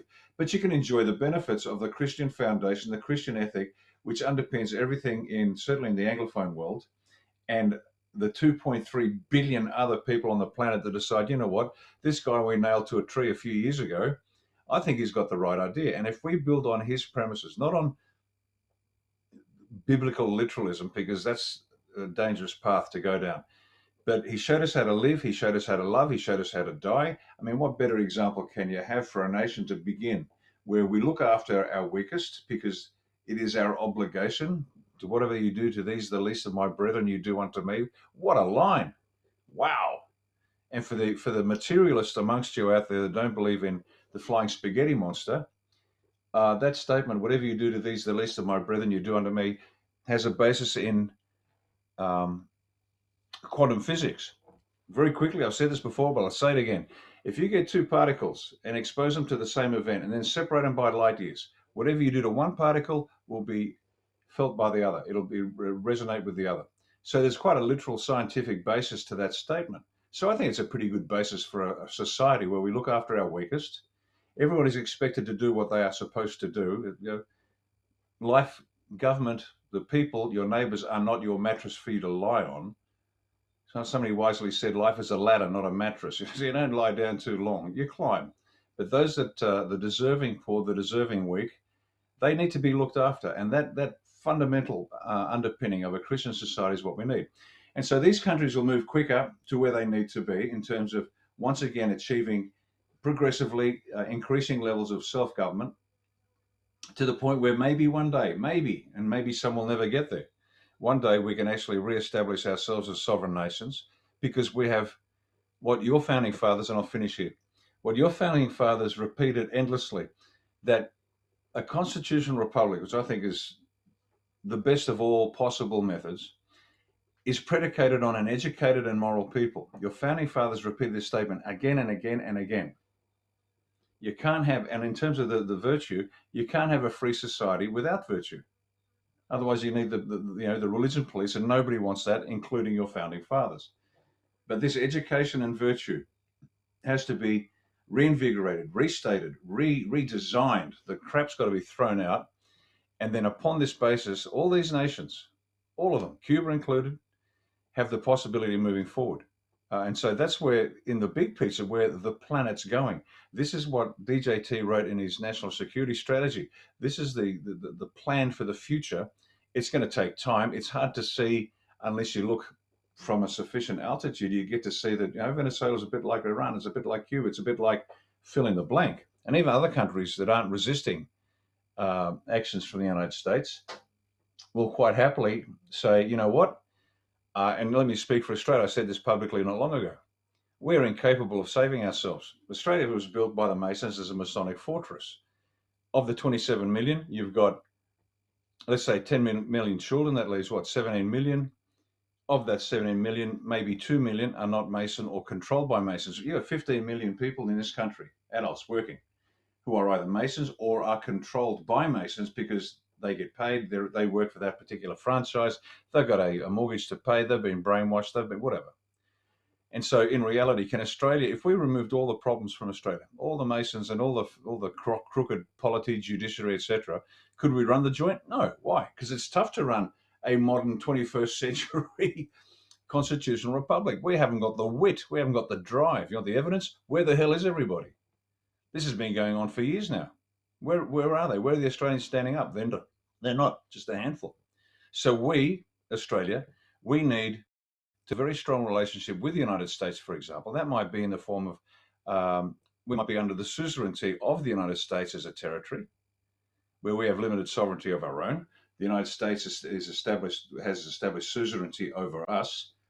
Why? Because we have to. Does it gall me to say that? I'm disgusted. I'm ashamed to sit here as a former commissioned officer in the Australian Defence Force, the Australian Army, and say, guess what? We can't do it. We need somebody to help us. How embarrassing is that? Dear Lord, I'm really sorry. We messed up. But that's the truth of it. And what you're seeing in Cuba, in Venezuela, and around the planet, you're going to see the same approach, where countries, and Trump has said this in his national security strategy, countries have the pathway to moving forward But everybody needs a hand to get there. And here we go. Australia needs the United States like never before. And in return, what they deserve from us is absolute commitment to the plan, the strategy, all the way with Trump. Not because we're sycophants, not because we're worshipping the guy. It's a sensible strategy to get a country out of where it is, and maybe in a few decades, maybe we'll be able to do what we should have done years ago. And I'm lucky to have been old enough. Just had my 66th birthday, so I'm really pleased that I'm an old fart, and I can actually look back at a different world. The last couple of generations have no clue. But this is just real politics. This is what's got to be done, and you can hide behind your skirt and pretend it's not happening. But I'd rather be upfront to the people and say, you know what, we're a territory of the United States. Why? Because they got us lawfully and legally with the collapse of the corporation. They own us. Why? Because we were previously owned by the City of London. Yes. Okay. So as a hostile takeover, they now own us. Let's be upfront about it and realize that we only survive on the goodwill of the United States. And the United States that's why you're my second favorite country after Oz. Thank God for the United States. Thank God for your First Amendment. Thank God for your Second Amendment. Thank God for the Americans who are willing to use that to save themselves and therefore the planet. Anyway, there you go. That's a long answer to a short question. Sorry, John. I think I've cut into Derrick's time. It's perfectly okay. I wish we had 5 hours to do these shows, but a couple of quick takeaways before we move through the panel on Cuba is that you've referred several times in this broadcast to the National Security Strategy document. Thanks to you, I've been aware of that. It's up on my website, folks, jmcbroadcasting.com. I think it's under the President Trump page or the resource guide page. I just don't remember, but that document is there, downloadable, readable, as well as other important documents from the administration. I want to bring that to everybody's attention. And, we too look forward to the day that the U.S. can, as you stated, lend a helping hand, if you will, to Australia. And I hope that many Australians come aboard and welcome that versus throwing darts at Trump like some of our MAGA wafflers do here at home. And to that point, Derrick Johnson and I did a broadcast. We sat down for 2 hours. We published it less than a week ago, discussing that as the main theme. We have fake news, mainstream media has been called out. We know who they are and what they're all about, and no one really listens to them anymore, anybody with any brains. But we have the same element taking place within the new media, the podcaster movement. Be careful who you listen to. A lot of the influencers are disruptors from various different ways, accomplishing the same mess that the mainstream media is doing. Whittle down your sources and listen to the episode that Derrick and I did. You'll find that on my Rumble channel and other places. Anyway, Cuba, Lieutenant Colonel Bosi has already stated Cuba already a territory of the U.S., and Michael Jaco seemed to have been nodding on that. Rob Cunningham, what's your, Lieutenant Colonel Bosi, Chambers, get your head together. Lieutenant Colonel, we know who we're going to. Tom Lennox, please comment on Cuba and the fact of it being a U.S. territory, your standpoint on that. If we look at how big Gitmo is, yeah, it is. It's a territory. You laugh. It's true. And so if we look at the energy troubles they're having right now and all of this, that's all part of the movie, I think, and generally in the movie we've talked about before. And Cuba is going to be, in some way, shape, or form, part of the United States. How, we don't know, but it'll be there. And I wanted to jump to something that Colonel Bosi said, and that was about Australia and the United States. Australia is traded on the New York Stock Exchange. All of the stock of Australia was bought up by Donald Trump in his first term in office. So for all intents and purposes, Australia is part of the United States. Fascinating. And that's my 30 seconds on Australia. But Cuba, uh, they they were a phenomenally successful little country of their own until Castro took over. And Hmm. they've got the people there to do the things. It was a great place to go gamble and all that stuff, but they made a lot of money. And he took all that away from them. And I would say our Yes, he CIA did. probably did that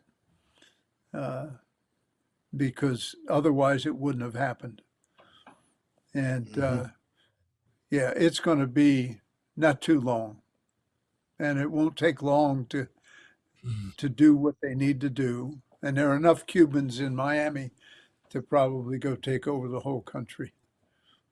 Just a side comment. They'd be But they'd be very happy to do that. I think the opportunities in exactly. Cuba down the line they're going to be And you take tremendous Rubio's family and they could opportunities. go run the country. There you go. All right. You're laughing, Thank but you, it's sir. true. I'm all for Okay, it. that's it for me. Thank you. Rob Cunningham, sir. If you, sorry, I'm out of sequence. I'm supposed to have a sequence according to Derrick Johnson, so we got to go to Michael Jaco. If you'll take this on, please. Cuba. Yeah, I think we not too long from now we can all meet in Cuba and have a Cuba Libre together. That'll be nice. But I think that it is already part of America, territory. I think Canada is going to pretty much show the same thing here pretty soon. But the CIA basically took over Cuba. They were running Castro. Of course, there was all these rumors that CIA was trying to kill him. That was nonsense because they were running him. He was running narcotics through Cuba into America, and that would come eventually would start to come from Afghanistan with opium. CIA was running from bases that they were cleaning and harvesting and all that kind of stuff. And in some of the bases, they were manufacturing all of the opium and so forth, and it would fly through roundabout way down to Cuba and come in through America. So these things will be disclosed as we move forward. But that's another operation that President Trump has stopped out. That was another reason why we had the embargo around the island to stop all that trafficking, and of course to stop Cuba from selling itself out to other countries like Venezuela. Venezuela was run by Cubans, and once we went in there, the Cubans had to leave, so had to go back home where there was no more oil that was coming from, uh, Russia or from Venezuela. So all of that's been stopped out. I heard that Russia was trying to squeeze in some oil for them, but that's not going to get in. So I think it's all done. It's a done deal.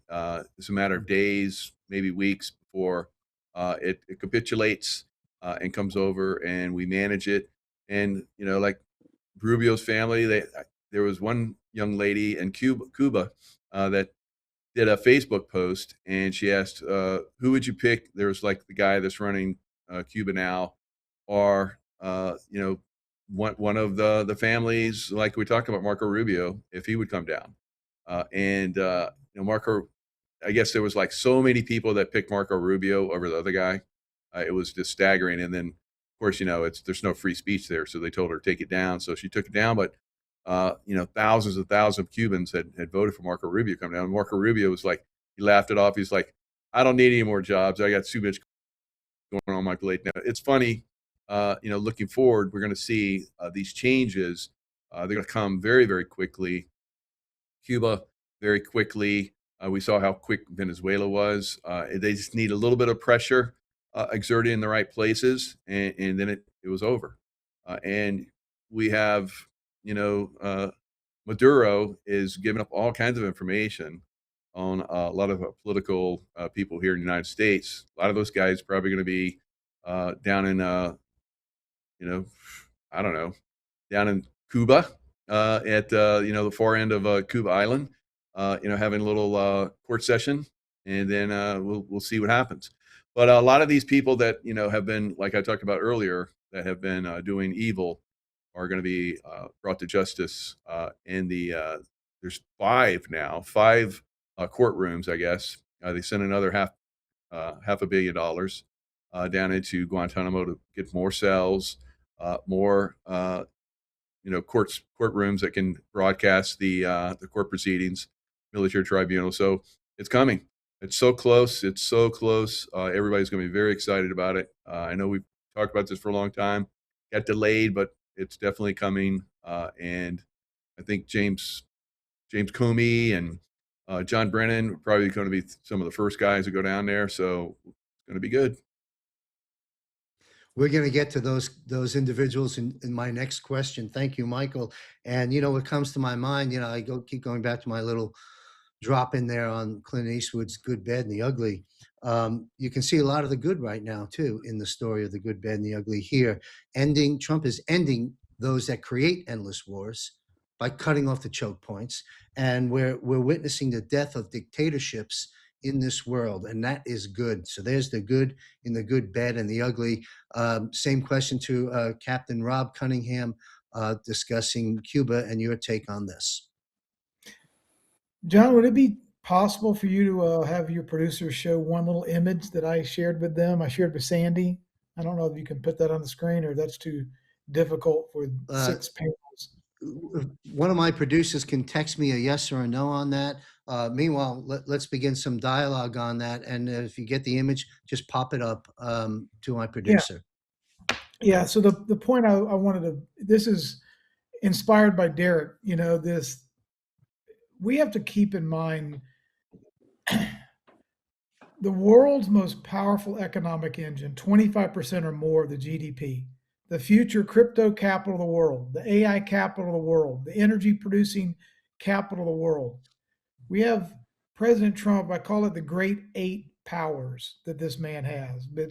It's the White House, it's the UCMJ, it's the Law of War Manual, it's the Commander-in-Chief title. It is, did you see, I don't know if you saw in the last 5 days, CNN, I'm sure they were forced to air this, but they showed he has a 100% approval rating among GOP MAGA supporters. 100% MAGA support. I mean, whatever percentage that is, 20, 25, 40%, of the population. This man is the most powerful man in the world that is bringing sovereignty and clarity and transparency to the world. Think about what we just had today. The Clarity Act. Finally, the banksters in the crypto industry have come together to agree they're going to move the market structure legislation forward and sign the Clarity Act. Why is that important? Because if you don't have eyes to see, you cannot have an honest monetary system. And if we're trying to go away from a centralized, opaque, hidden, counterfeit, and weaponized monetary system that has ruled this world all the way back to the time Jesus exposed them and flipped over their money changer tables, we got back to that sort of a world power structure. To flip those tables over again, right side up, you have to have sound money, you have to have decentralization, you have to have honesty, and you have to have clarity. Because if you can't see all the variables, you can't run a mathematical calculation, you can't verify truth, you can't verify collateral, you can't verify the 2 parties to a mutual consent agreement, you can't have honest weights and measures, which is biblical, you can't have mutual consent. Mutual means 2. It doesn't mean me and you and the Federal Reserve. It means me and you, or the Treasury and me, but not me, the Treasury, and the Federal Reserve. Mutual means 2. The Federal Reserve was the interloper that got superimposed over the United States that then created this money washing, laundering machine out of the District of Columbia. They called it a financial system with Bretton Woods. And that was 80 years ago. But for 330 plus years, the Rothschilds have been running the whole structure, the whole global monetary structure, the capital markets, and the foreign exchanges. But they set up 80 years ago this little money laundering operation. They gave it a cute little name, the Federal Reserve System. They let us think like we were big boys and girls, and we ran things through this financial engine. But Wall Street was just a derivative of the City of London that has run the whole world. So, in order to shut down that partnership, you have to have full transparency, honesty, sound money, clarity, and decentralization so that we can trust protocols, math that's verifiable and instantaneous. We can all trust something that we can see with our eyes, measure, calculate, and figure out whether it's true or false. And we no longer have to place our trust in institutions that are hidden and that are secret, and the trust me bro ethos, the golds in Fort Knox, the checks in the mail. We're not doing fractional reserve lending. So the reason I'm bringing all this up is, in the big scheme of things, with the amount of power that President Trump has, UCMJ, war powers, law of war manual, continuity of government, the Treasury, the commander-in-chief title, the world's most powerful military, this little blip on the map down called Cuba is not a damn problem. It's already been dealt with. He can do with it what he wants to do. If he can go into, supposedly the Cuban military forces were supposed to be in the ground in Venezuela defending Maduro. How well they do there? If they can't protect Maduro as their bodyguard, how the hell are they going to protect their own homeland when Trump comes knocking on the door? So it's not really an issue. Thank you. Quick comment. I see golf courses, I see casinos, I see beach resorts, I see all kinds of Trump labeled properties down the line, perhaps down there, and look forward to that. And I certainly would love to go to Cuba once the mess is cleaned up. Certainly don't want to go there today. We have that image to our producer. If you want to pop that image up, Rob, if you will, walk us through this very briefly. All you just did, but now we've got the nice visual. Just take us through it in a minute or so if you can. Sure. I mean, I just want you to see what are the great 8 powers that President Trump has at his advantage. If the world would understand who is he, what does he represent, and who underwrites his authority.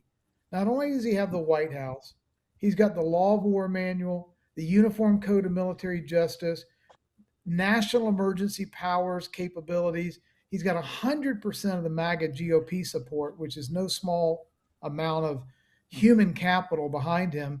He has God's truth, the inalienable, indivisible, indestructible laws.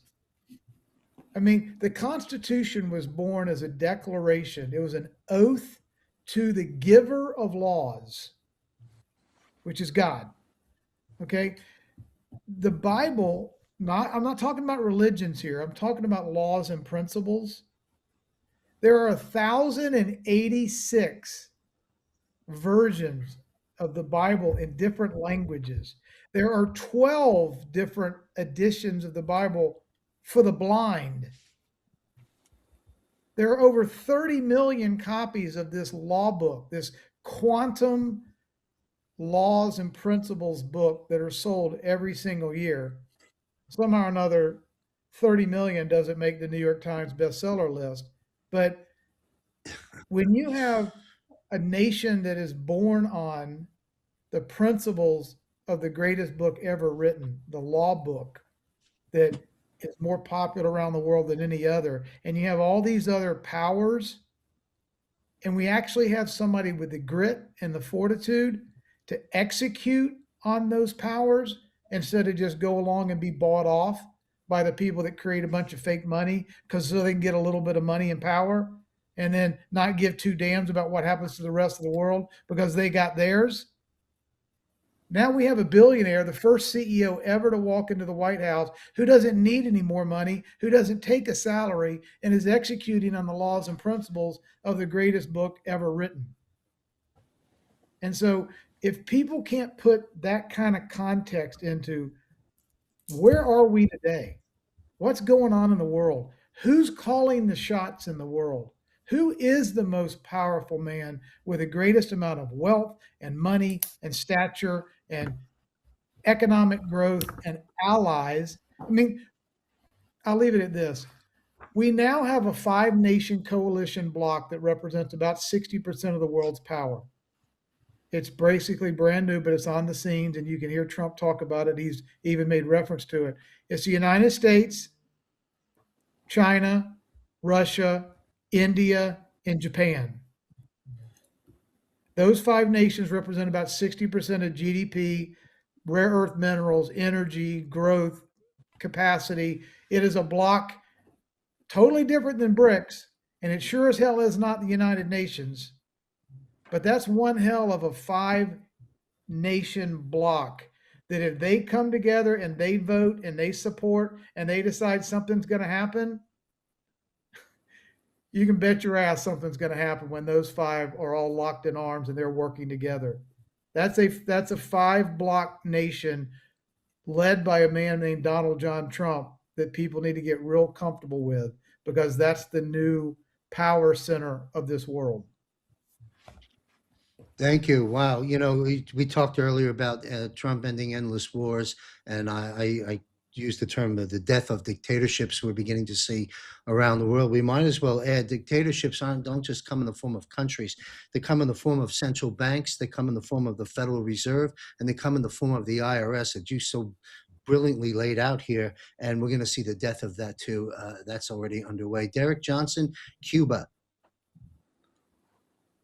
Well, I tell you, Lieutenant Colonel Bosi and Captain Rob, when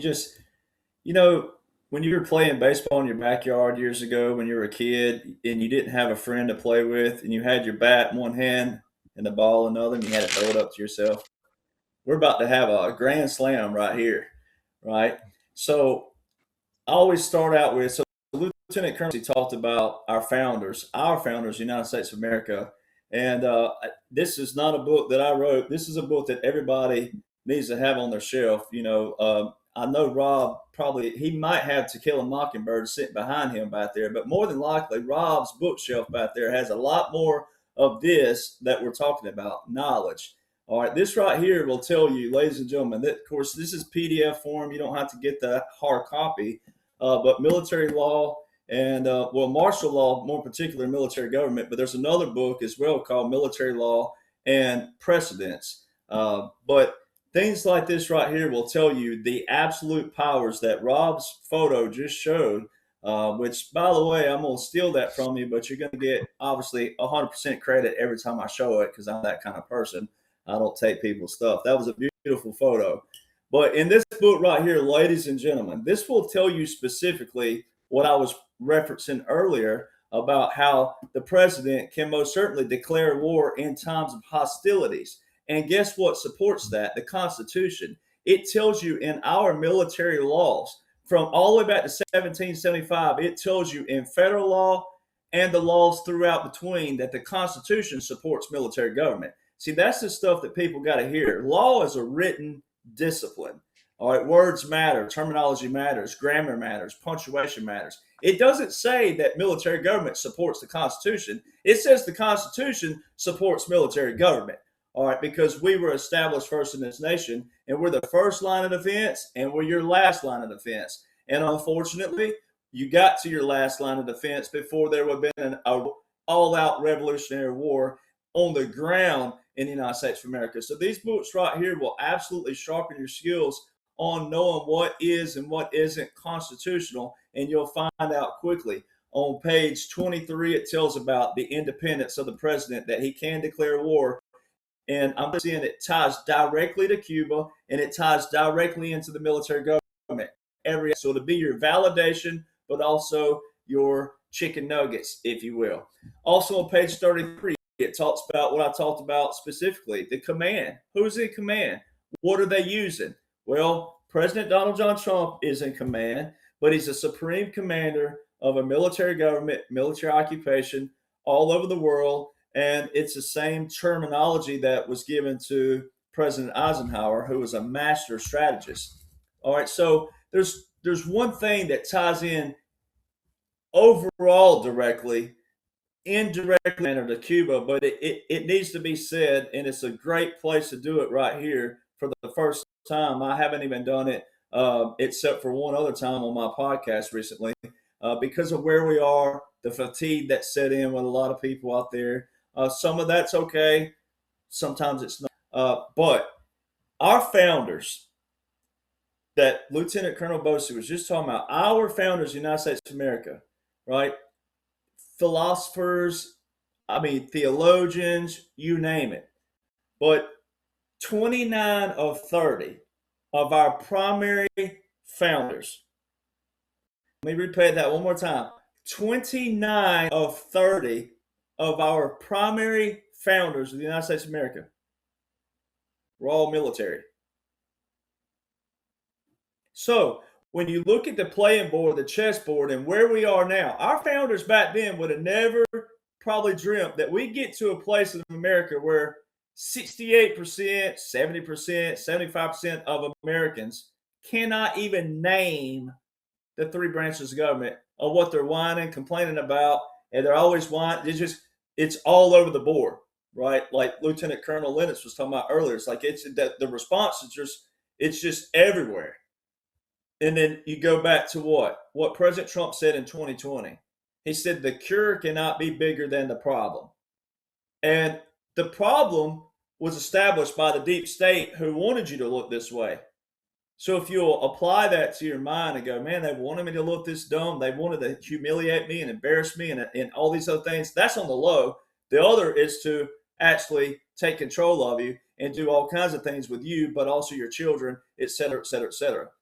So it's been a playing board like that for years. So if you'll take it personal the correct way and then flip that script, if you will, and become part of the fight the correct way, then you'll see your role and your purpose in life. And so many of you haven't found your purpose yet, right? You're existing and you're probably a good person, but you got to find your purpose. The president can most certainly declare martial law without you knowing about it. It depends on how hostile the enemy is and who they are. Do you know who they are? No, you don't. You don't know who they are.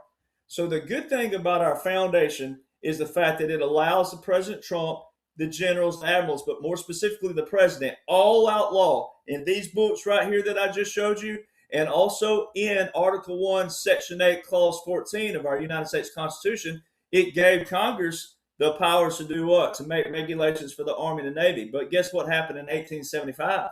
The Congress of 1875 gave that to the who? President. So if you go look in all of our laws, predominantly you're going to see the president's name everywhere. So he most certainly can do what he did. Now, what's this got to do with Cuba? Well, what Lieutenant Colonel Bosi said, we've already been in martial law. It's called martial law proper. We've been in martial law proper. And if you'll go read the Law of War Manual, as you saw in Captain Rob's picture there, the Law of War Manual specifically tells you, one on page 38 and another on page 795 of the Law of War Manual specifically, it tells you that the Law of War Manual supersedes the Constitution, meaning the law of the land. The Law of War Manual does, because it's international based. All right, now look at all the capitulations that's been made. All right, so then you got to look at the three military jurisdictions. There is a military law, a military government, and then the martial law proper. Go read those entities in the Law of War Manual. Go read the verbiage that surrounds that. You've seen that with President Trump. So I'm looking at my notes because I want to be short and concise here. But what ties Cuba in present day to President Trump? This more than validates, and I said this on a podcast yesterday. I said, in reality, especially these gentlemen here that served a lot longer than I did, a lot more accolades, et cetera, highly deserving. But, it should be almost an insult, though, in another manner, that so many people have to have proof from a service member of laws of which they didn't even know existed in the first place. Because most people don't know about military law being separate. And so when President Trump rolls down the escalator, June the 16th, 2015, just 4 days before that visual, the new law war manual was put out. Federal and military attorneys took the law war manuals from different nations and also the Lieber Code of 1863. They took the Geneva Conventions, Hague Conventions, and the Nuremberg trials. They took all the strengths of those and combined those. New law war manual 4 days before the escalator. Fast forward, February 2016. President Trump was speaking somewhere. Obama was speaking somewhere. Obama told the audience that he said, oh, and by the way, we're going to shut down Guantanamo Bay. President Trump, same day in his speech, said, oh, I heard somewhere, someone chirping somewhere that we're going to shut down Guantanamo Bay. No, we're not. We're going to keep it open, and we're going to load it up with lots and lots of bad dudes. All right. In another quote somewhere, he said tens, plural, tens of thousands. So that's a double plural, tens of thousands. All right. Well, that was February 2016. So from February 2016 all the way to January the 20th, 2017, how come Congress didn't shut down Guantanamo Bay? An executive order that Obama put in was in 2009. Now, an executive order alone doesn't shut down Guantanamo Bay, but Congress would have to do that. Why didn't they shut it down? Well, look what followed.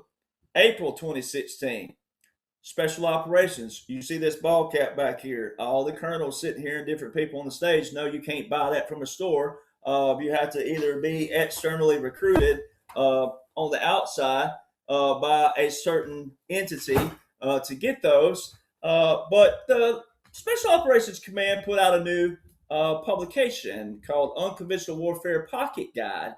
And in there, from 1966 to 2016, one word changed in the pyramid for revolutions of resistance. It went from agitation to assassination. We can use assassinations for special operations? Yes, we can when you're playing with the military government and a chessboard. Now, that Unconventional Warfare Pocket Guide specifically talks about government in exile and a shadow government. Now, they use a puppet government and a shadow government kind of in a hybrid warfare because we're in a new strategy, whole different ball game, whole new playing field. So what are the odds that that came out in April 2016 with all these things that you've seen throughout time, all right, the last 10 years? The next month, out of nowhere, the more liberal-based Supreme Court, just out of nowhere, says, Donald John Trump, he's running for office, but we just need to go ahead and clarify one thing. Come on, people. This is where you got to give a come on, people, right?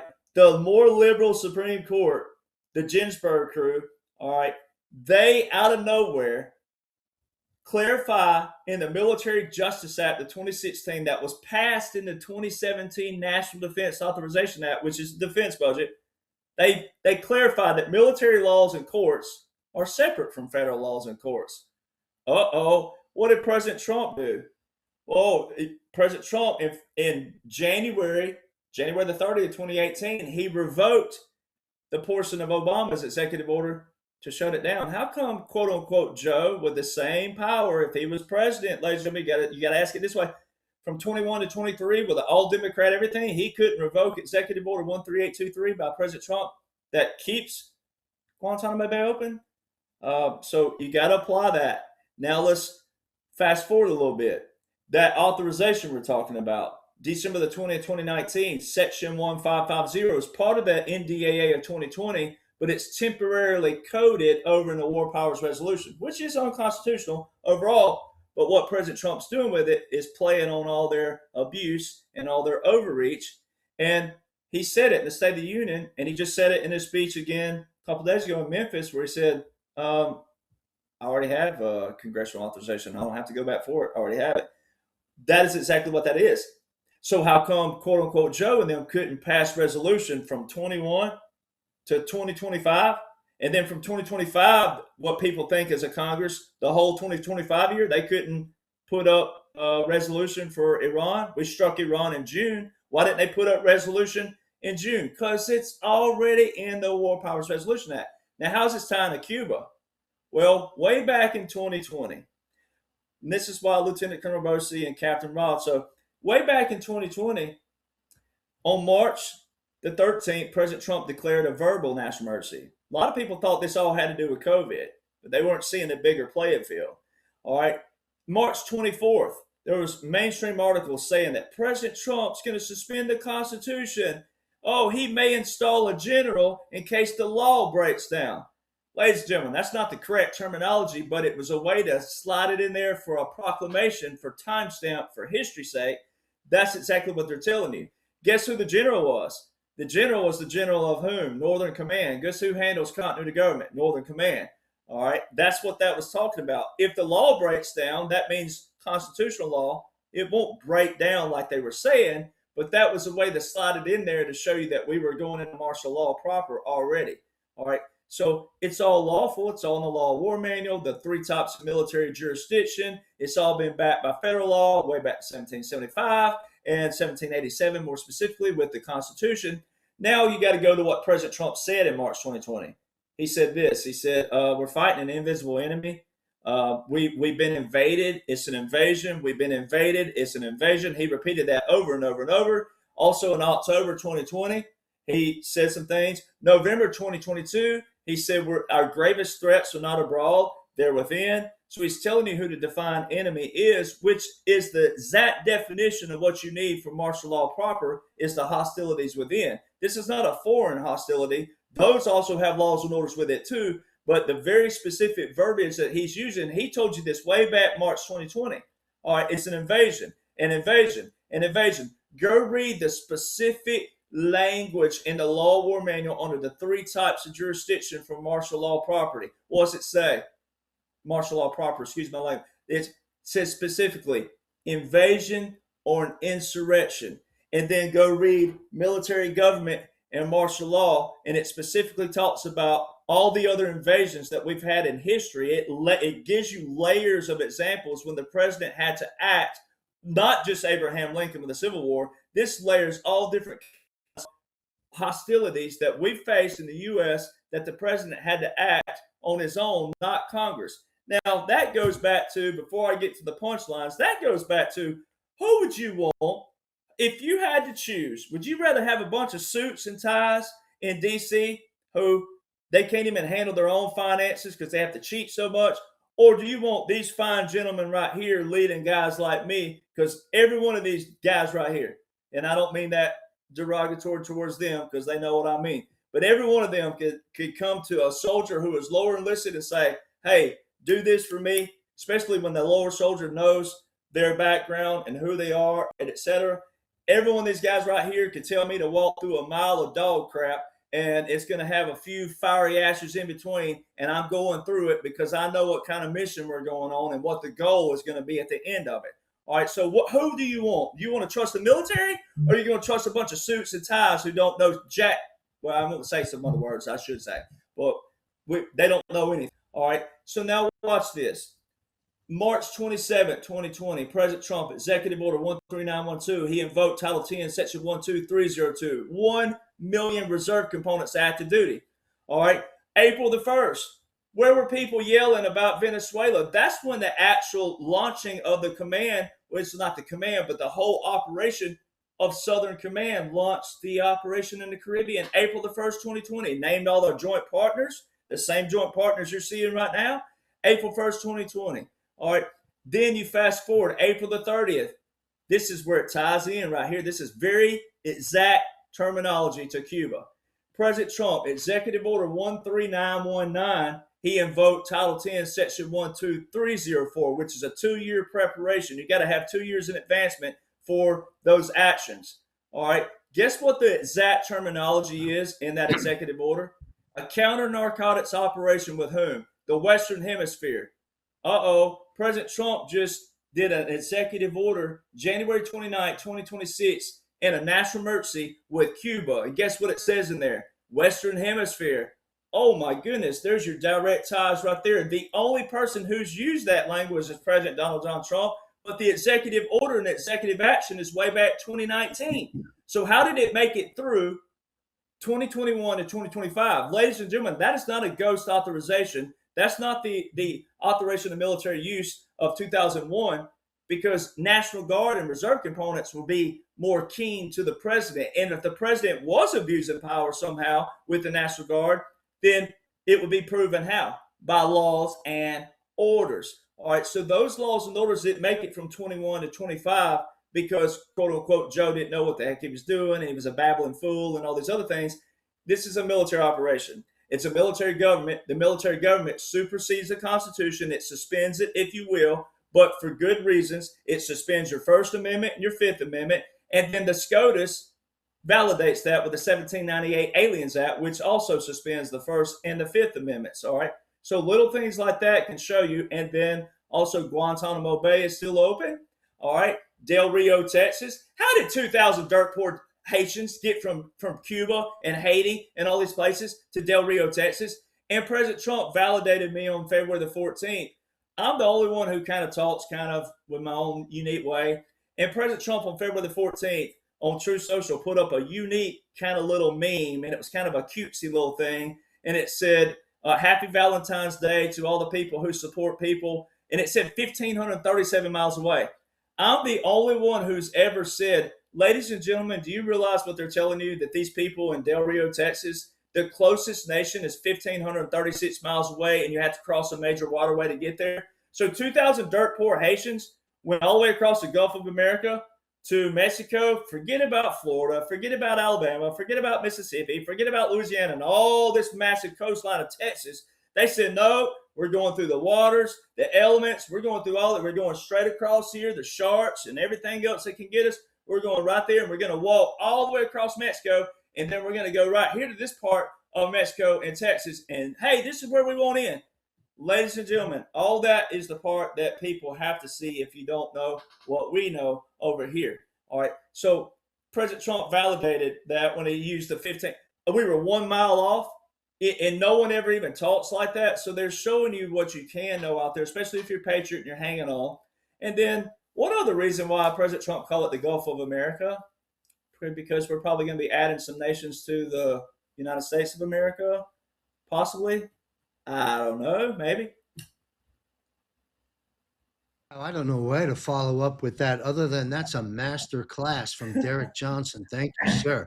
And a couple, yeah, double thumbs up from the lieutenant colonel and the captain. You know, a couple of quick comments, and we'll wrap up with one more subject. As a follow up, you don't, to our audience, as reminders, you don't need a commander in chief is not required to tell you that a martial law of sorts has been invoked. There's a big takeaway. Second, you know, a lot of the documents that Derrick's referred to, PEDS, executive orders, Riccardo Bosi spoke about the national security document. A lot of these things are available on my website under the resource guide page and or the President Trump dedicated page. And again, on the contributors page, links to all these panel speakers, links into Derrick's world so you can follow him more closely. 1776, the documents, Derrick's work is also posted under these pages on the site. And a quick comment about Sleepy Joe.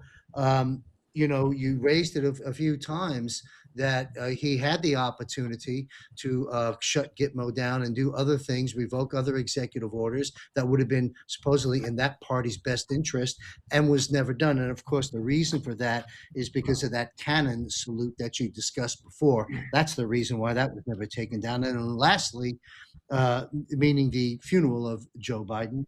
And then lastly,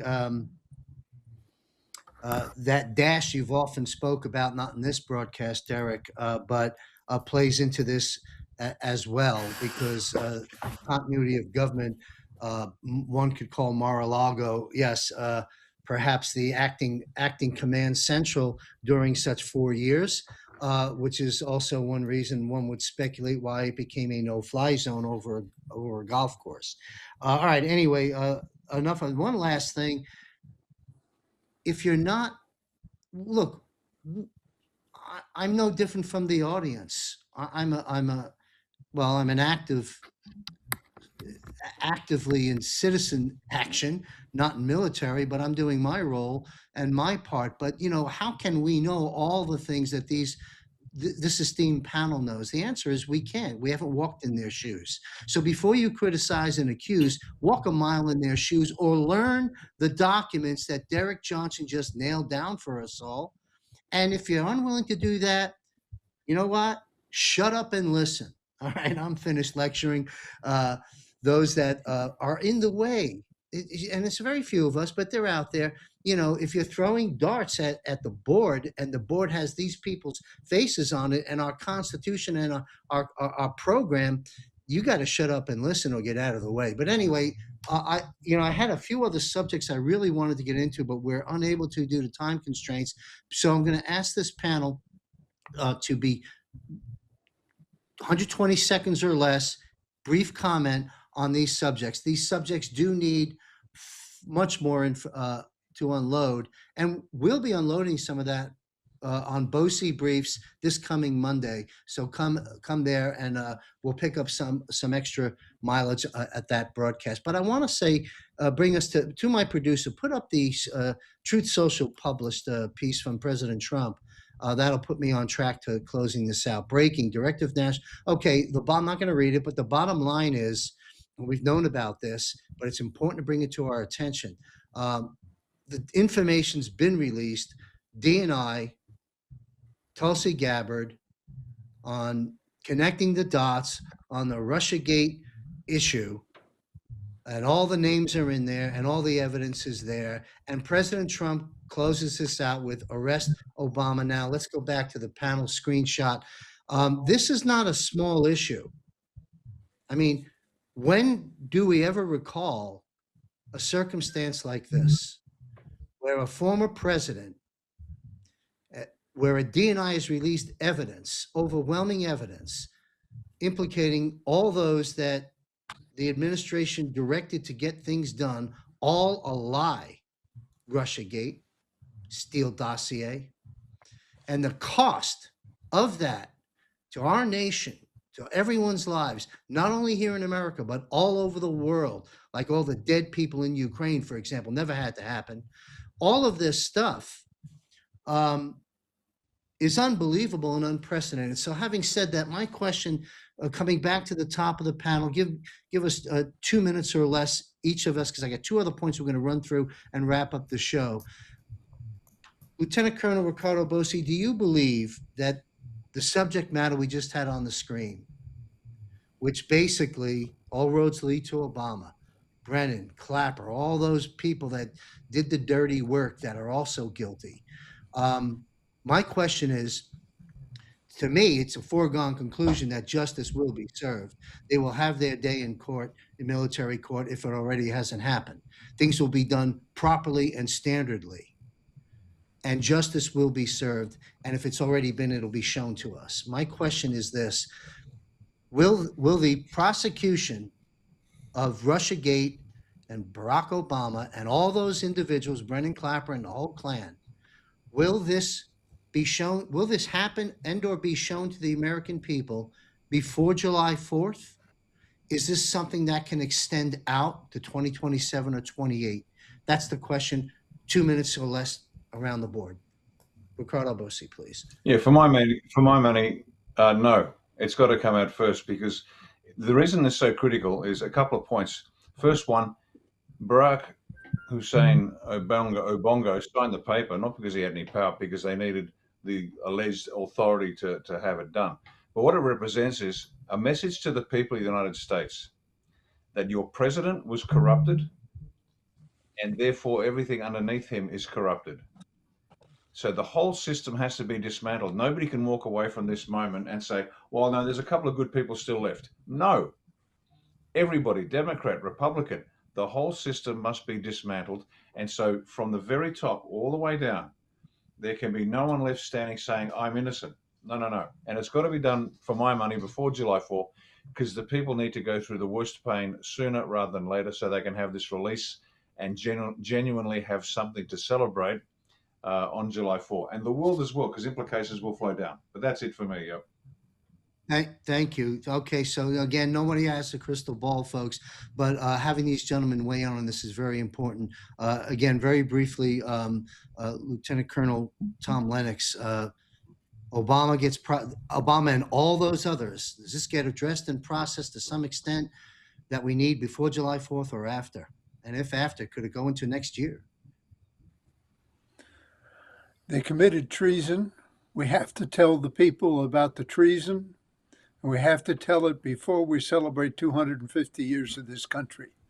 And if they committed Okay. treason, they need to go to Gitmo and be hung. Thank you, sir. Michael Jaco, sir, if you want to take this on. Again, I know it's a crystal ball question, but it's on the minds of everybody out there. Believe you me, the blood is boiling on this. Go ahead, sir. Oh yeah, they'll be held accountable, but we have to understand that there were some entities that were far more powerful over them that gave them the power that they had to do what they did. So yes, they will be held accountable and they will be dealt with, but then we have to go to the next level up, and that's going to be interesting. Wow. Thank you. Cliffhanger there. Come back next month or follow Michael Jaco daily. Thank you, sir. Very important. Captain Rob Cunningham, sir. Well, Michael just set me up beautifully. I owe you a beer, my brother. I didn't ask him to set it up, but look, to underwrite what Derrick has talked about, he has got a PhD in laws and orders and manuals and doctrines and principles and authorities and what can and can't be done. If you don't believe that we have been the targets on the battlefield and that the other side has been meticulous in their laws and constitutions and perversions and admiralty law systems and fake monetary systems and fake money systems, the good book says you can't serve two masters. This is a book called The Creature from Jekyll Island. It is an over 800-page document explaining the fake monetary systems, rules, laws, and orders that created the entity that could purchase a Barack Obama, Barry Soetoro Hussein Obama, and put him illegally with treason and sedition in the White House to try to put America 6 feet under the ground. They never thought Hillary would lose, but it takes an entity I had the pleasure of interviewing G. Edward Griffin in his home and spent an entire day with him. A movie just came out called Money Disrupted. It's a 2-hour documentary. It's got Ron Paul. It's got G. Edward Griffin. It's got Robert Kiyosaki. It's got a lot of brilliant people in it. I was blessed to be in the movie. But if you want to know the powerful forces behind Obama, you can start right here. This is the City of London. This is how they took over the world. And the Federal Reserve was just a little outpost of the City of London. So when you understand how these people think and operate and the power that they come from, you got to pull that system up root and branch and start back with a constitutional treasury that doesn't have anything to do with a Federal Reserve system. When we start there, Thank you. New birth of freedom. Thank you very much. That takes us to Derrick, very briefly. Obama and the rest processing before July 4th next year. Your crystal ball says what? I completely agree, because the fact that 250, the odds that all of us will live to see 275 or 300, they're not there. So all of us living right here, right now, 250 deal. So President Trump's executive order 13848 with a national emergency for election interference. Our National Guard has been deployed 2018, 2020, 2022, and 2024. So there you go again. Why would, quote unquote, Joe have the National Guard 22 and 24? They're tracking joint partners all around the world. And then you got to go back to October 2020. Joe, it was you, Joe, who recommended the Logan Act on General Michael Flynn to Obama. It was you, Joe. They tried a coup, and we caught them. We caught them all, right? So all of these ye little fake, all these people that Jesus went into the temple and flipped the tables over for, you might want to just pause a little bit. I'm gonna put them brakes on. All right, because that's what President Trump is talking about. The coup was actually tried in 2016, and I can prove on all of my other podcasts, not time right now, but 2016 that we actually took over elections then, because that's how we had to know what they were working with, follow the money, and also follow everything else. And yes, I think that they have to show something before then, because if we've got so much plague and darkness and blackness to the people out there, not all of us here, but it'll overshadow the 250. Thank you very much. I'm going to close the show out in reverse. Guys, gentlemen, with all due respect, give me 30-second answers just to wet the whistle. I know this is on the minds of the people. I don't want to let it go away. We can't go into detail, but here we go. Airplanes and airports. Coincidences or something going on, Derrick? Airplanes and airports. Look at the news feeds today. Oh, Denver shut down. There's always yeah. Well, there's always something on the chessboard, because people have to, you have to distract some people and keep things going. But there's always something. And like I tell people really fast, if you think something, just pause, give it a little while, and you'll see either a bait and a switch, always with something. Thank you. And one more thing on Derrick, and we'll take this through the panel, and we'll be wrapping up in 3 or 4 minutes, folks. Elvis Presley. In the middle of all that's going on, that this panel just woke the world up about for 2 hours, all this important things at the final phase of this battle, this war, these battles. President Trump takes time to go pick up a guitar and tour Graceland. Any quick comment about that, Derrick? And if not, that's okay. Just anything. One, he's a big fan of Elvis. I've been to Mar-a-Lago. He plays Elvis all the time. President Trump's in control of the sound system, so you're going to hear Elvis all night. And then what people need to know about Elvis really fast. He was Southern. He was a country boy. He's from Tupelo, Mississippi, not Memphis first. They moved to Memphis. He did not go down as a draftee. He went and signed up, enlisted in the United States Army. A lot of people don't know that. He didn't take some fancy deal, anything like that. He didn't want to be treated any different. He served this nation. He got a federal badge from Nixon. All right. He would have had a reason to go into witness protection. And I'll leave it like that. Thank you. That's a great place to leave it. And one thing I'll mention, so the video clip, Elvis had blonde hair. Okay, let's take it into Mike. I don't know where I'm going. Let's look at the screen. Michael Jaco, please comment, if you will. Airplanes and Elvis. Yeah, airplanes. I'd be very careful getting on airplanes going forward. I think we're going to probably have some problems there. So just we'll leave it at that. Elvis. I love Elvis. I grew up with Elvis, and I think Elvis still out there playing. All right. Well, we have some speculations on that. Thank you. Captain Rob, airplanes and Elvis. What a way to end a military panel, but it fits. Go ahead, sir. Yes, sir. I believe that, one of the Q drops on the Intel board talked about how some people might try to flee and they might not be able to. So we got a little extra protection and security at the airports, and they're about to lower the boom on some people. It might be a little bit more difficult for these girls and gals to flee the country. So unique. 2 weeks ago, I was coming back from visiting my beautiful daughter, who's the Ole Miss freshman, and I just had the compunction to pull off the side of the road in Tupelo and spend about 3 hours touring Elvis Presley's birthplace and museum. So I'm going to go with, yeah, he's still around. All right. Wow. Fascinating. Great stuff. Lieutenant Colonel Tom Lennox, we're on the edge of our seat waiting for your words on airplanes and Elvis. Airplanes, I wouldn't get on one right now for all the tea in China. It's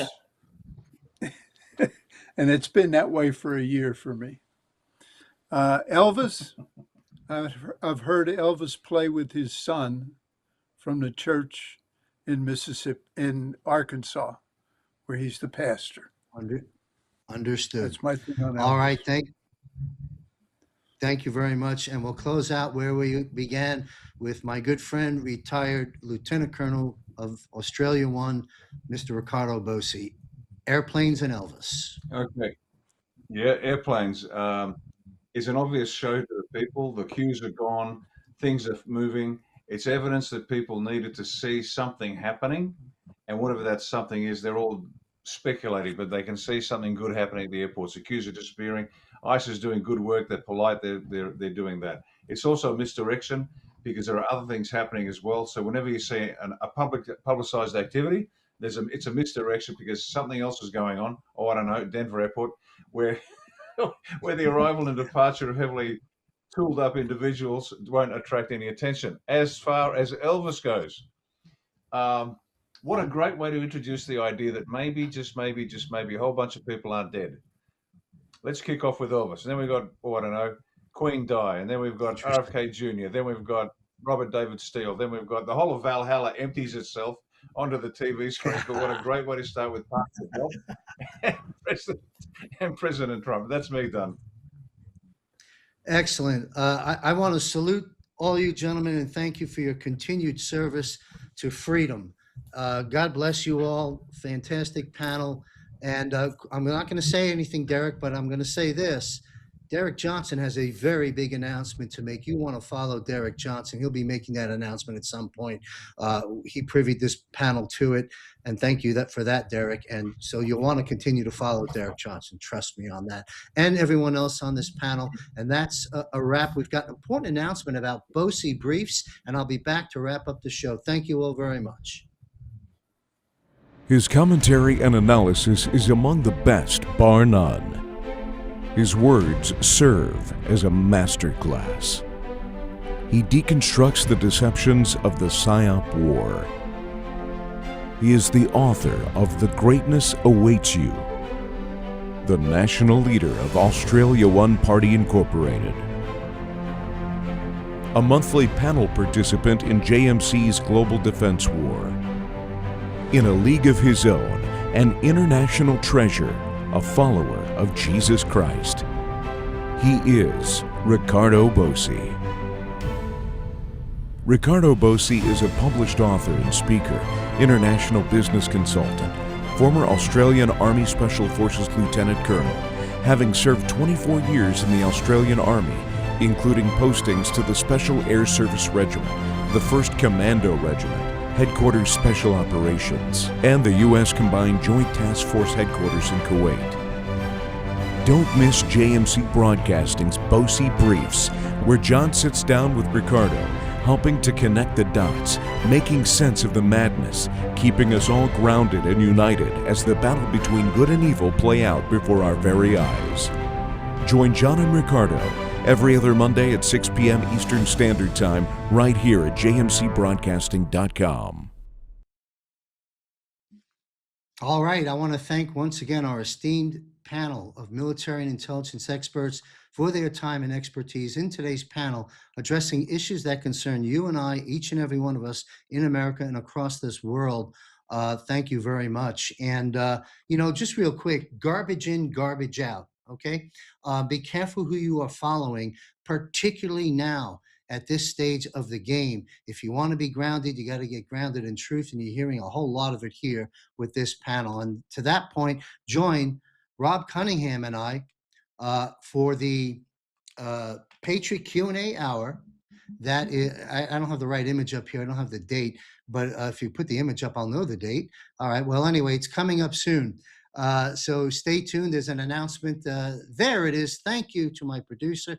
The all-new Patriot Q&A hour. Rob Cunningham joins me in the private room for one solid hour to answer your questions. Mark your calendar, Thursday, April 30th, 8 p.m. Eastern.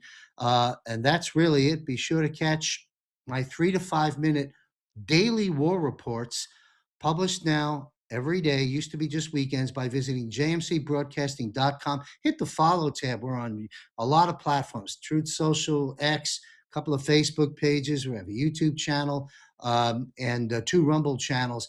Follow the war reports there every day, 3 to 5 minutes. This is a wrap. Great panel. The good, the bad, and the ugly is before us, and victory is assured, and victory is ours. We're on God's side. God always wins. Be safe, everyone. Stay alert. A lot of warnings in this message, in this broadcast, rather, from the panel. Stay alert, and may God be with you.